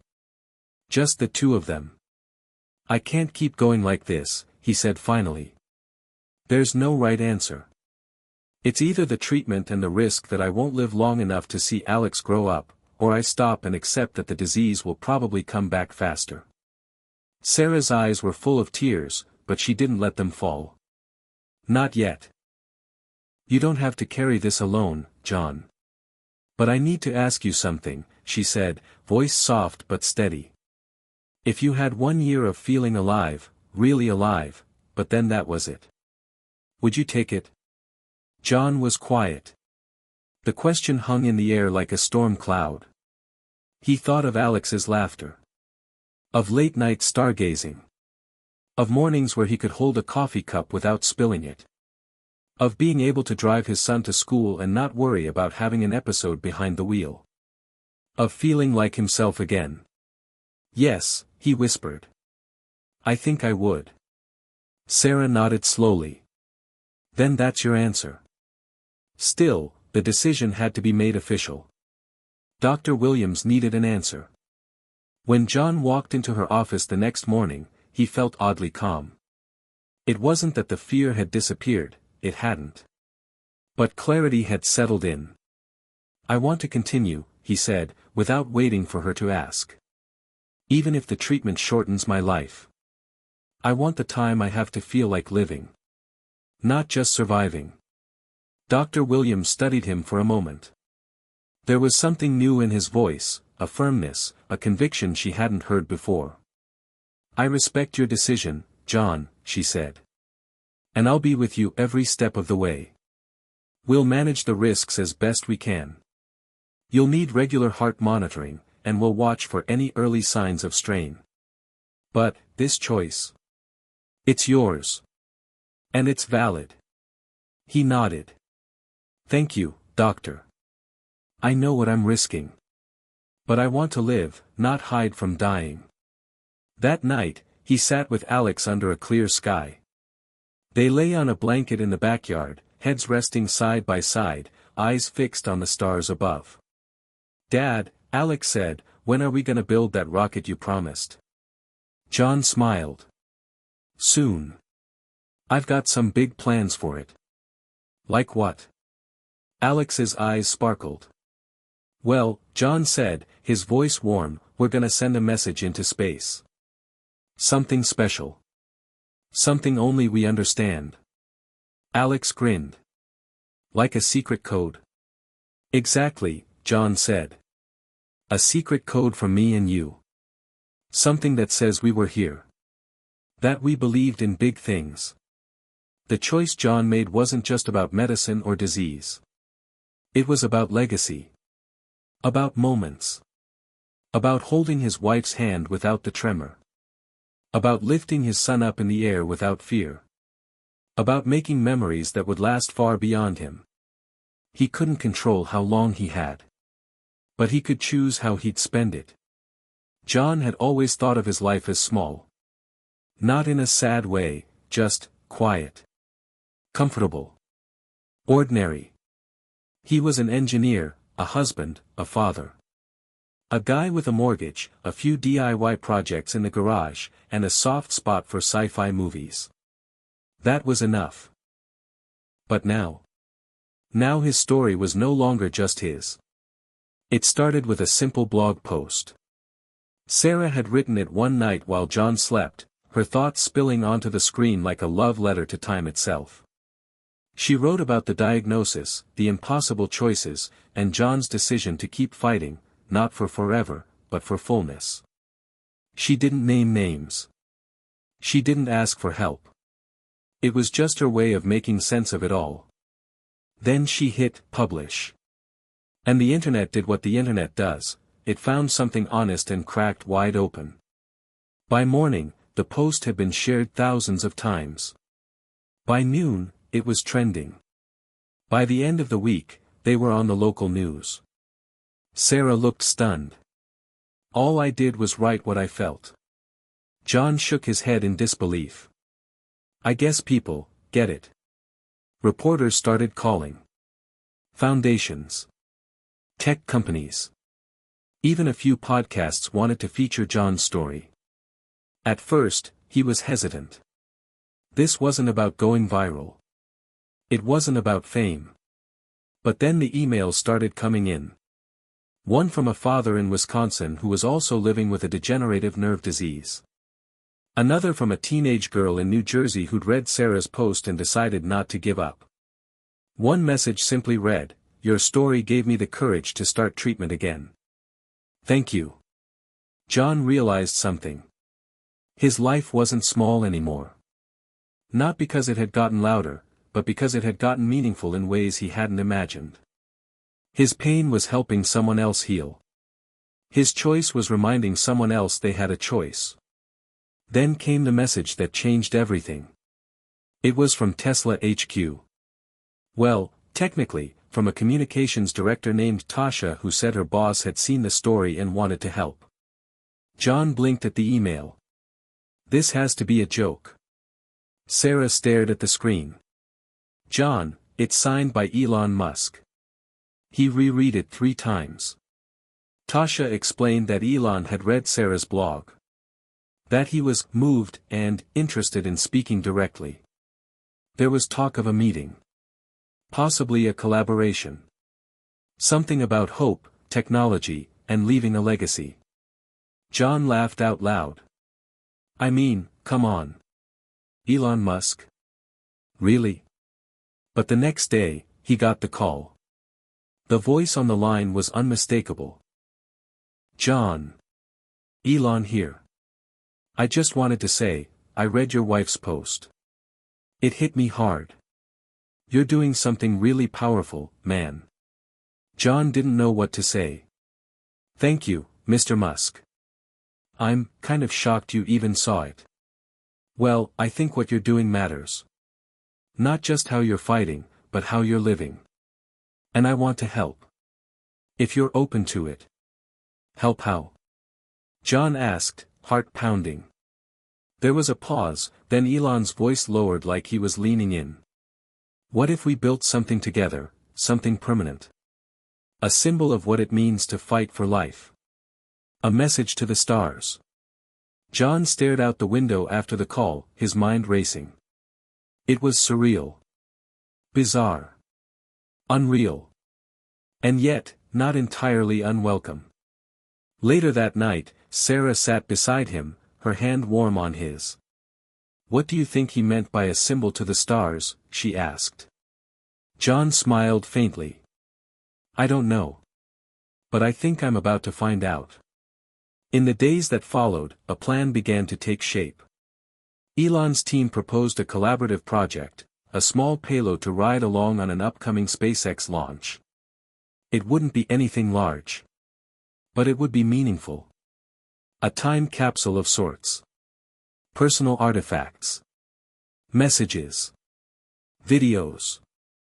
A story of life, love, and legacy, etched into history and launched into orbit. We'll call it the Heart Project, Tasha explained over Zoom. Your story, your courage, deserves to go farther than just a trending post. This could be something that inspires people for generations.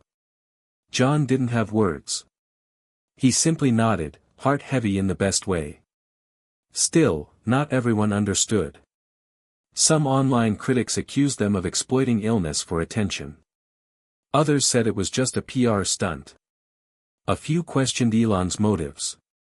But John didn't care. He knew the truth. This wasn't about making headlines. It was about making meaning. It was about making Alex proud. One night, Alex walked into John's office, a cardboard box in his hands. I picked some stuff for the rocket, he said. John opened the box and laughed. Inside was a toy astronaut, a drawing of Mars, and a note that read. To aliens, my dad is a hero. Please give him superpowers if you can. Love, Alex. John's throat tightened. This is perfect, buddy. Alex grinned. Think they'll get it? They'll get it, John said, pulling him into a hug. And even if they don't, the people down here will. The sleek white walls of the SpaceX facility didn't feel like a hospital, but to John, they were just as sacred. He stood there, hands in his pockets, staring at the clean, futuristic space that felt like something out of a sci-fi film, a place where things were launched toward forever. People hustled around him in branded polos and work boots, minds deep in logistics and launch specs.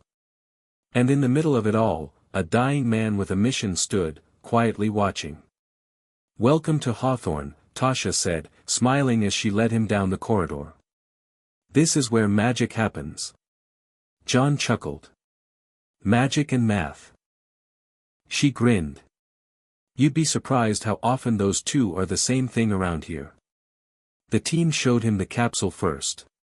It was smaller than he imagined, maybe the size of a shoebox, but its surface was engraved with a delicate plaque, etched with the name, The Heart Project.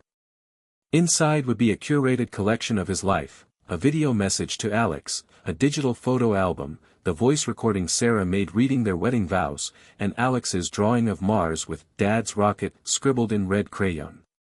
John stared at the capsule, jaw tight. "This is really going to space?" he asked. Tasha nodded. "Low Earth orbit, then beyond. It'll circle the planet for a while. And then it'll drift. Maybe forever." "Forever," he echoed softly, the words suddenly heavier than he'd expected. The days leading up to the launch were a blur of meetings and preparations. John worked with engineers to upload the final files. He approved every item. Elon, surprisingly hands-on, called twice with ideas, suggestions, and philosophical sidebars that turned 10-minute calls into hour-long musings about legacy, consciousness, and the absurdity of time. John didn't mind. In fact, he found it strangely grounding. To talk about the cosmos, to dream about how small we are, while his body was reminding him daily just how fragile we are, it was oddly comforting. But while one clock ticked forward toward the stars, another was ticking inside his chest. He was due for a scan. It had been 6 weeks since he committed to the treatment, the one that had gifted him back his strength, at a price. Dr. Williams insisted on a full cardiac panel and neurological assessment before the month was out. "I want to believe this miracle's still holding, John," she said on their last call. "But we both know we're living on borrowed time." He didn't disagree. But facing a scan now, with the launch so close, felt cruel. He had just gotten used to breathing again. He didn't want another storm. Sarah came with him to the clinic. She always did.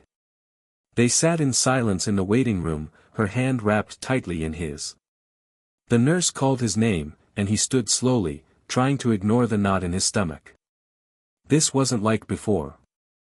He didn't feel fear. He felt weight. Like the decision he made weeks ago was reaching back to ask him, "Are you still sure?" Dr. Williams appeared, clipboard in hand, her expression unreadable. "John," she said, voice steady. "I have your results." He nodded, heart pounding. "There's good news," she began. "Your brain scan shows continued stabilization. No new degeneration. The tremors have remained reduced.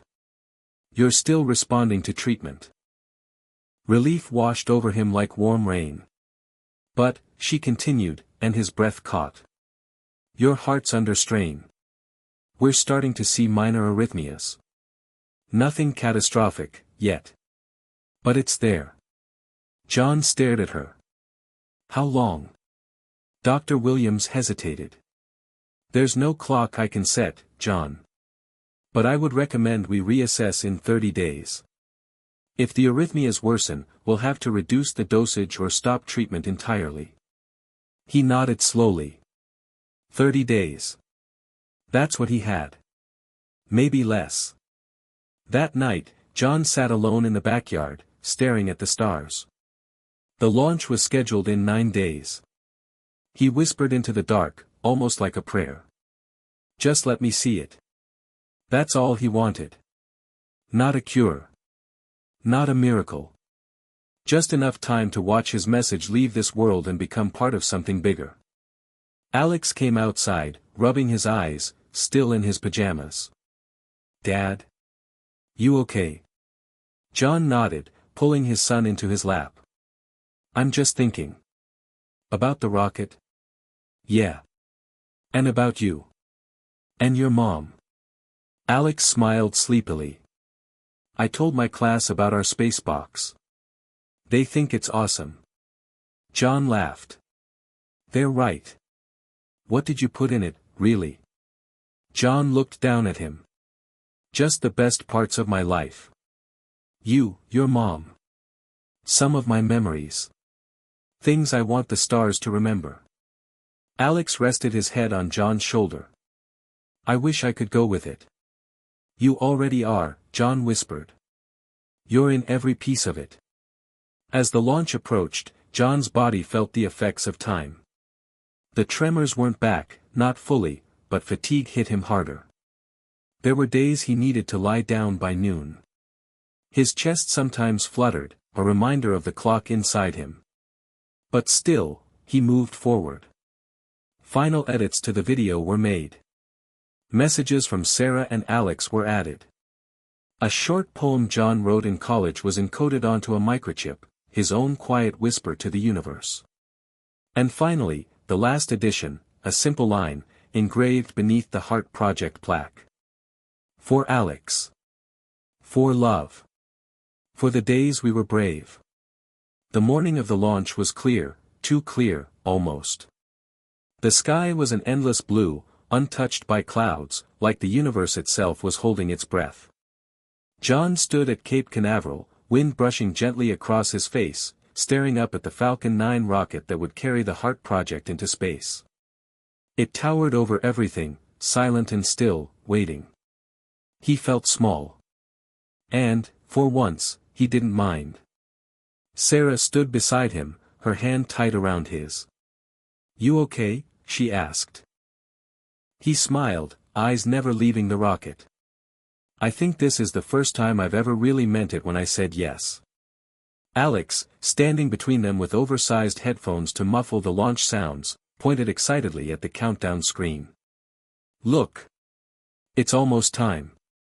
John crouched beside him. You ready to see our box fly? Alex nodded like his head might fall off. I'm gonna wave at it. John laughed. Me too, buddy. Me too. Across the platform, a flurry of engineers, scientists, and media swirled around. News crews were setting up. A live stream was already rolling. Twitter was buzzing. Hashtag the Heart Project. Hashtag Launch for Love. Hashtag Musk and Carter. Tasha approached with a clipboard, calm but excited. You made it, she said with a grin. Barely, John joked. She glanced at his pale face, the shadows under his eyes. You're still doing okay? He nodded. Today's not about my body. It's about what we're sending up there. She handed him a small remote, a ceremonial button linked to the countdown sequence. Want to push the world into the future? She asked. John turned the remote in his hand, stunned. Me? Elon's idea, she said. He thought it was fitting. Just then, a security detail approached. A familiar voice rang out. Mind if I crash your party? John turned to see Elon Musk himself walking toward him, black t-shirt, aviators, casual as ever. The cameras buzzed as he approached, but Elon waved them off. This moment's not about me, he said. It's about legacy. John was speechless. Elon stepped up, shook his hand firmly. You've done something beautiful, John. People talk about colonizing Mars, changing the planet, but you're changing hearts. That's bigger. John exhaled slowly. I'm not trying to be a hero. You already are, Elon said. Then, leaning in with a quieter tone, I want to ask you something. Off record. John nodded, curiosity piqued. Elon gestured for a short walk away from the cameras. I've been thinking, he said. The Heart Project, it's going to inspire a lot of people. But what if we made it more than symbolic? John frowned slightly. What do you mean? What if we tied it to something real, something active? A foundation. Research grants. Funding for rare disease research in your name. Public-private backing. I can start the first $10 million, and we use your story as the face of it. John blinked, stunned. That's incredible. But I'm not sure how much time I have. That's exactly why we do it now, Elon said. While your voice is strong. While you can help shape it. He paused. And one more thing. If you're up for it, there's a seat available for a zero-G flight test in 3 weeks. Short orbit. Just a few hours. You'd need clearance, and the health risks are real. But imagine the story we could tell. You'd watch your project from orbit. John's breath hitched. You want to send me to space? Only if you want to go, Elon said. Back near the launch pad, the final countdown began. T-3 minutes.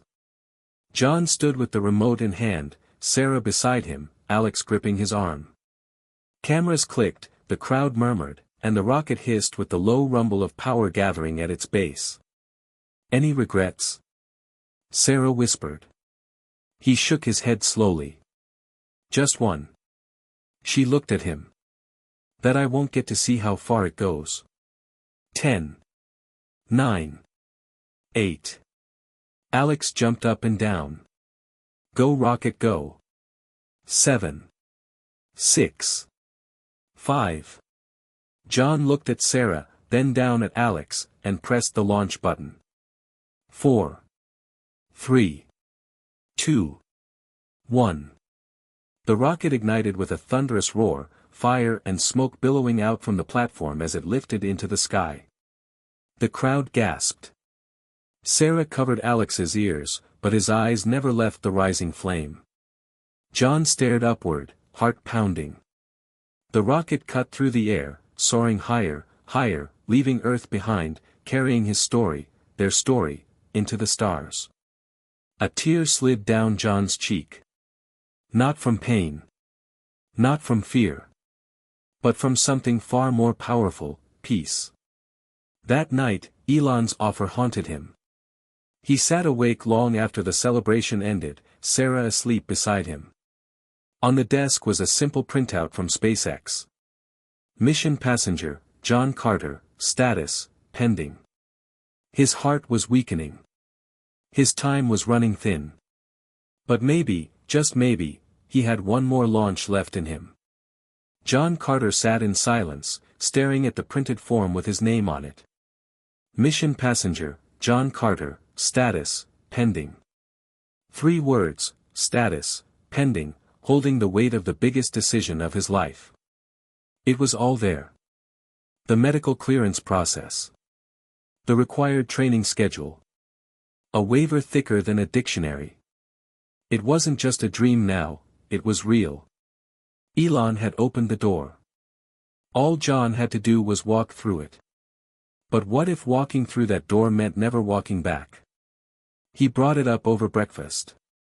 Alex was eating cereal, talking about building a Lego Mars rover. Sarah was scrolling through her tablet, checking messages and interview requests. It had only been 12 hours since the launch, and already John's inbox was flooded with foundation inquiries, press interviews, and invitations to speak. He cleared his throat. I need to talk to you both. Something big. Sarah looked up first. Alex followed, sensing the change in tone. Elon offered me a seat, John said slowly. On the next zero-gravity orbital test flight. 3 weeks from now. Sarah froze. Alex's eyes lit up. Like, really go to space? John nodded. Not the moon or anything. Just orbit. A few hours. Enough to see Earth from above. And maybe, if timing lines up, watch the HEART project pass below. Alex jumped up. That's so cool. Are you gonna do it? You have to, Dad. But Sarah wasn't smiling.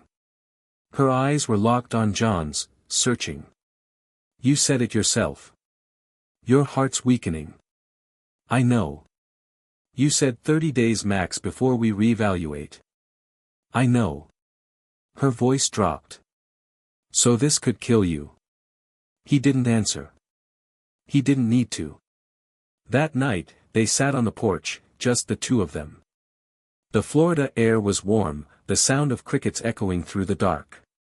Inside, Alex was asleep, still dreaming of rockets and Martians and his dad as an astronaut. Sarah sat quietly, arms wrapped around her knees.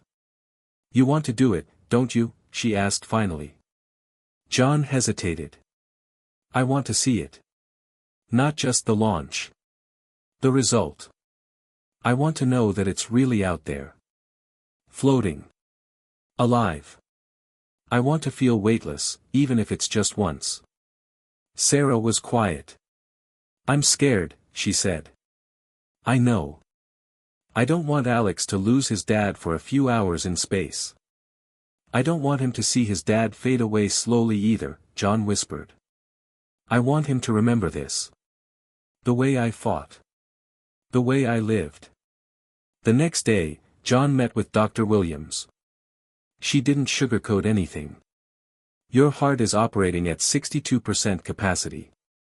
Arrhythmias have stabilized, but one sudden jolt, takeoff, re-entry, zero-G transition, it could trigger a catastrophic failure.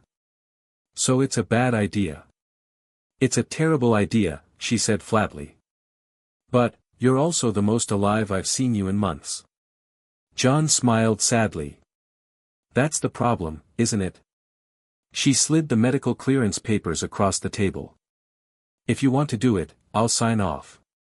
But only because I know you're not making this decision to chase fame. You're chasing meaning. Over the next week, John entered pre-flight training. It was grueling. Not just physically, but emotionally. Saying goodbye each night to Sarah and Alex became heavier and heavier. Every medical check-in felt like a countdown inside the countdown. He trained in a simulator that spun like a nightmare. He practiced breath control. He rehearsed emergency procedures that, if needed, he probably wouldn't survive. But he never backed out. Because the stars were calling. Because the Heart Project was already out there. Because he still had one last message to deliver. One night, as the launch drew closer, John found Alex in his room, curled up in bed with a flashlight and a notebook. What are you working on, buddy? Alex grinned, holding up a piece of paper. I made you a checklist. For space. John took the paper. It was childlike and beautiful. Ballot box with check, don't forget helmet. Ballot box with check, wave at Earth. Ballot box with check, look for aliens. Ballot box with check, smile in space.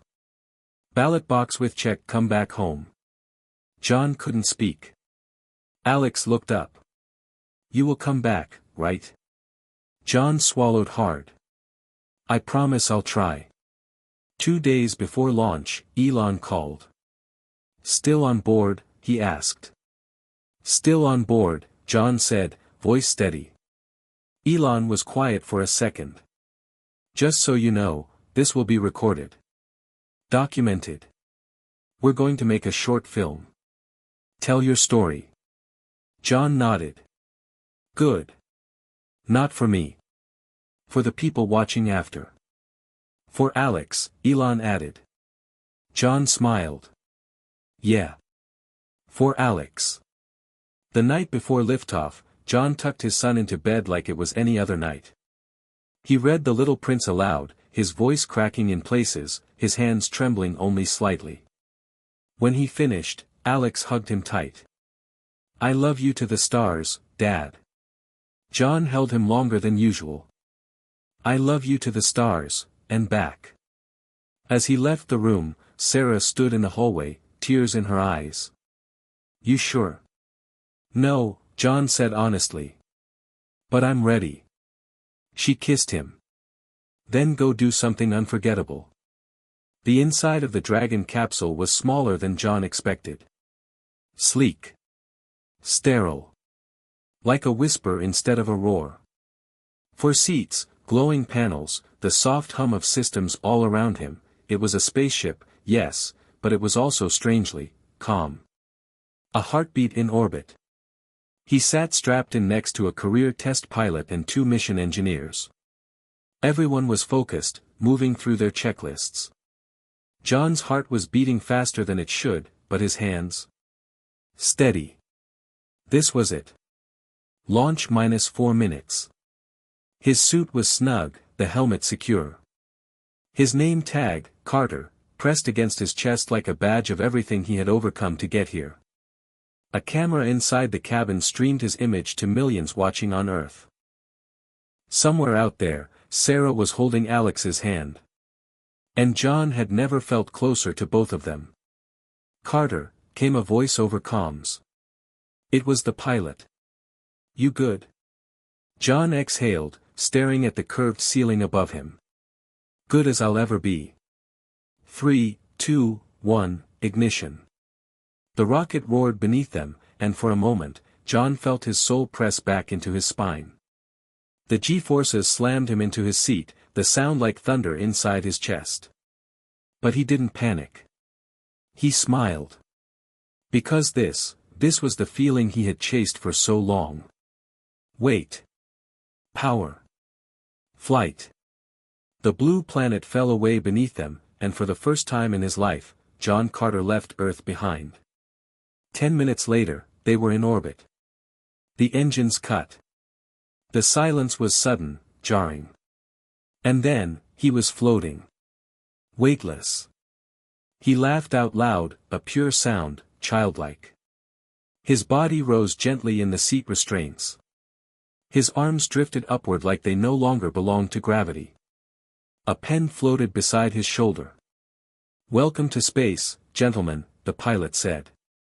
John pressed his helmet against the side window. Earth curved below them, impossibly blue, impossibly alive.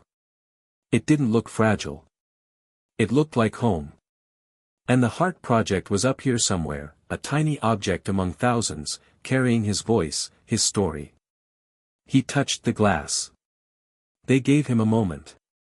The crew stepped back, letting him drift near the observation bubble, something Elon had insisted on installing for moments like this. John floated slowly into the dome, eyes wide. He could see everything. Cloud systems dancing over oceans. The golden light curling across the curve of Africa. The deep dark of space stretching in every direction. He felt small. Beautifully, perfectly small. The camera turned toward him. The documentary team wanted a message. A moment. He took a deep breath, his voice soft but clear. To anyone watching this, years from now, or tomorrow, or maybe from somewhere out there, I want you to know this: I was scared. I was sick. I was supposed to give up. He paused, the tears floating from his eyes in perfect spheres. But I didn't. Because love matters. Because time matters. And because when you get a chance to do something that says I was here, you take it. Even if it hurts. Especially then. He looked down again at Earth. I don't know how much time I have left. But I do know this: if you're lucky enough to love someone, to dream big, to stand back up after the world knocks you down, do it. Do it every damn time. He wiped his face with a clumsy swipe of his glove, laughing. And hey, Alex. If you're watching this, you were the best part of my life. Everything I did for you. Suddenly, a sharp pain hit his chest. It started small, just a throb behind his sternum.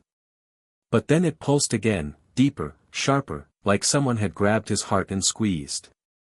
The world blurred for a second. "John," the pilot called. "You okay?" He nodded slowly. "Yeah. Just, give me a minute." He clutched the strap near his chest. The pressure eased, then returned. He closed his eyes. Not now. Not here. He focused on his breath. In. Out. In. Out. The pain dulled. He blinked slowly, vision clearing. Still here. The pilot floated over. You sure you're okay? Yeah, John whispered. I just got overwhelmed. The man didn't press. You've got 10 minutes before re-entry. Make 'em count. John smiled. I already have. The re-entry procedure began. The capsule turned slowly, engines aligning, shields angled toward Earth's atmosphere. John floated back to his seat, strapped in again, and felt the vibration begin. The final descent. His body ached. His chest throbbed dully. But he was ready.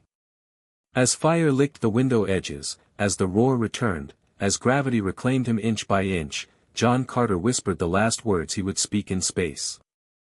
I am not afraid. The parachutes deployed with a whump, jarring but beautiful, bright orange domes unfolding above the capsule like enormous jellyfish floating in slow motion across the sky. The descent had begun, and Earth was reaching out to take him back. John Carter was alive. Barely. His chest throbbed with a pressure that refused to fade. Not sharp enough to scream, but deep, like something important inside him had started to slip away.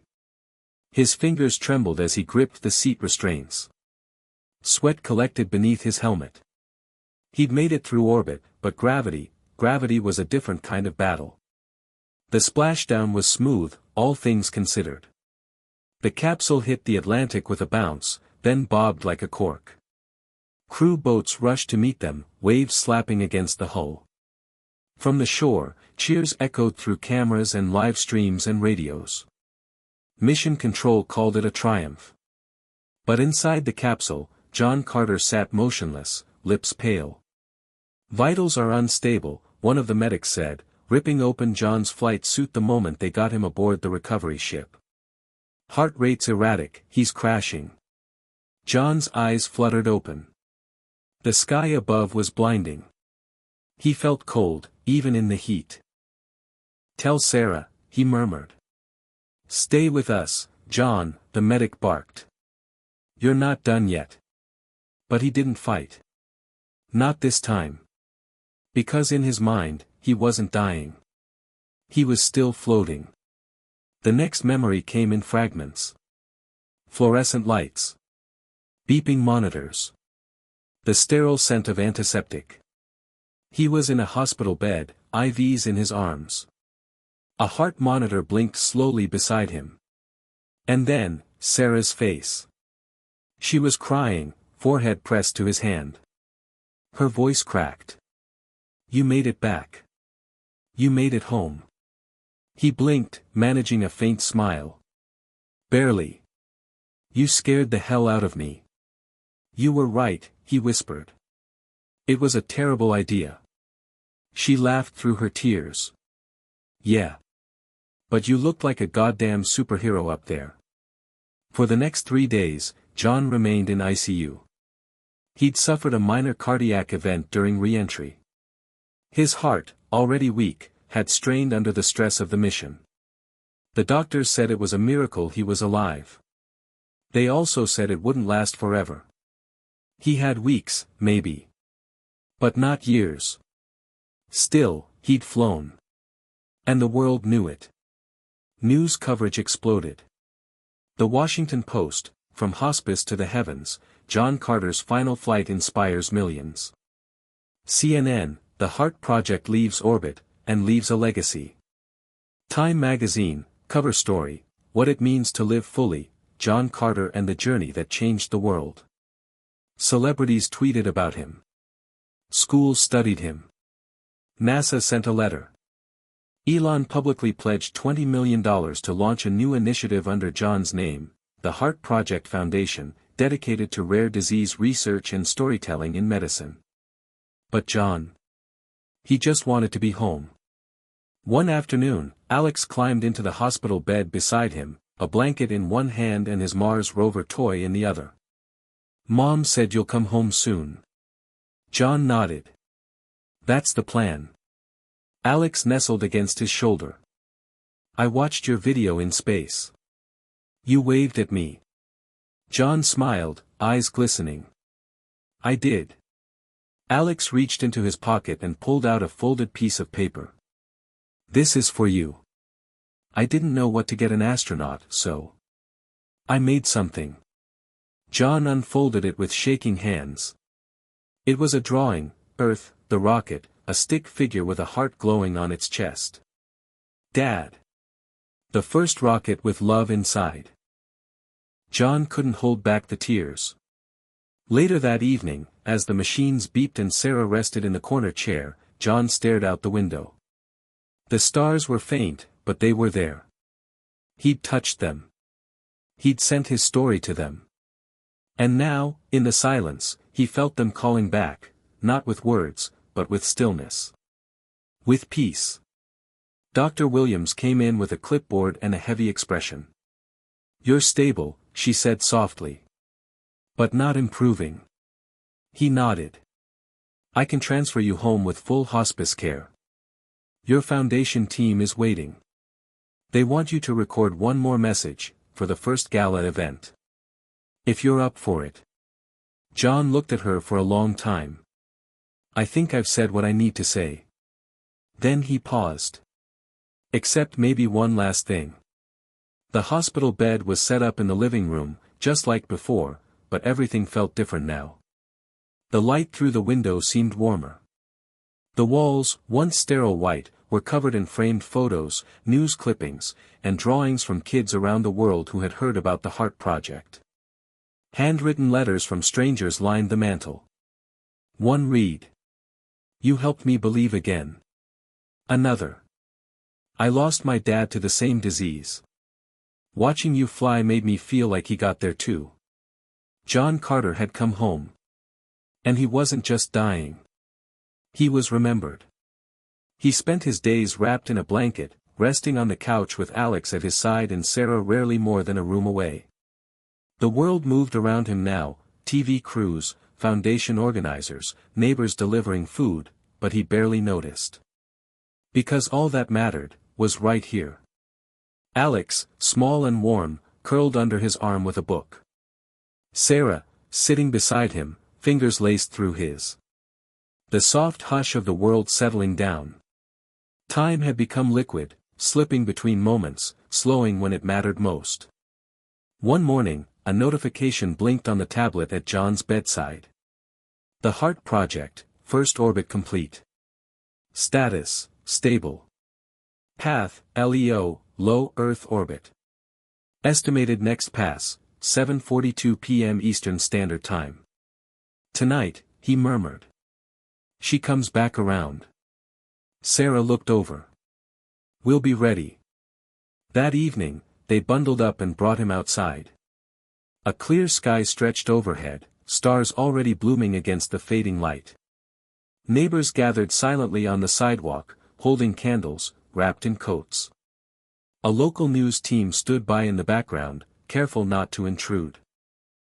John was propped in a reclining chair, a wool blanket tucked under his arms, Alex on his lap, looking skyward. And then. There it is, someone whispered. A tiny point of light glided across the sky, slow, steady, unblinking. The Heart Project. Not just a piece of hardware anymore. A story. A message. A piece of a man who had loved so deeply he'd launched it into the heavens. John's breath caught, just for a moment. His heart stuttered. And then, slowly, it steadied again. He watched the light drift overhead, eyes full of tears, but not from pain. From completion. Later that night, Sarah helped him sit upright, a small camera recording him from across the room. It was the last thing the foundation had asked, one final message. Just his voice. Just him. He looked into the lens. And began to speak. If you're hearing this, it means I'm not around anymore. And that's okay. I lived 1,000 lives in one lifetime. I was a son. A husband. A father. And somehow, in the last few months, I got to be something I never thought I would be, heard. He smiled faintly. You don't have to go to space to feel like you mattered. You don't need a rocket. You need people. You need love. And when you find it, don't waste a second. He looked off camera for a moment, then back. Alex. My boy. When you're older, you might forget the sound of my voice. You might forget the way I held your hand when you were scared. He choked, but kept going. But I promise, you'll never forget how much you were loved. To anyone who's hurting right now, thinking it's over, let me tell you something. Sometimes, the most beautiful part of life, is what happens right before the end. And if you can do one brave thing, one last thing, let it be this: don't close your heart. Even when it hurts. Especially then. A pause. A breath. And then. My name is John Carter. And I sent a message to the stars. Not so they'd hear me, but so you would.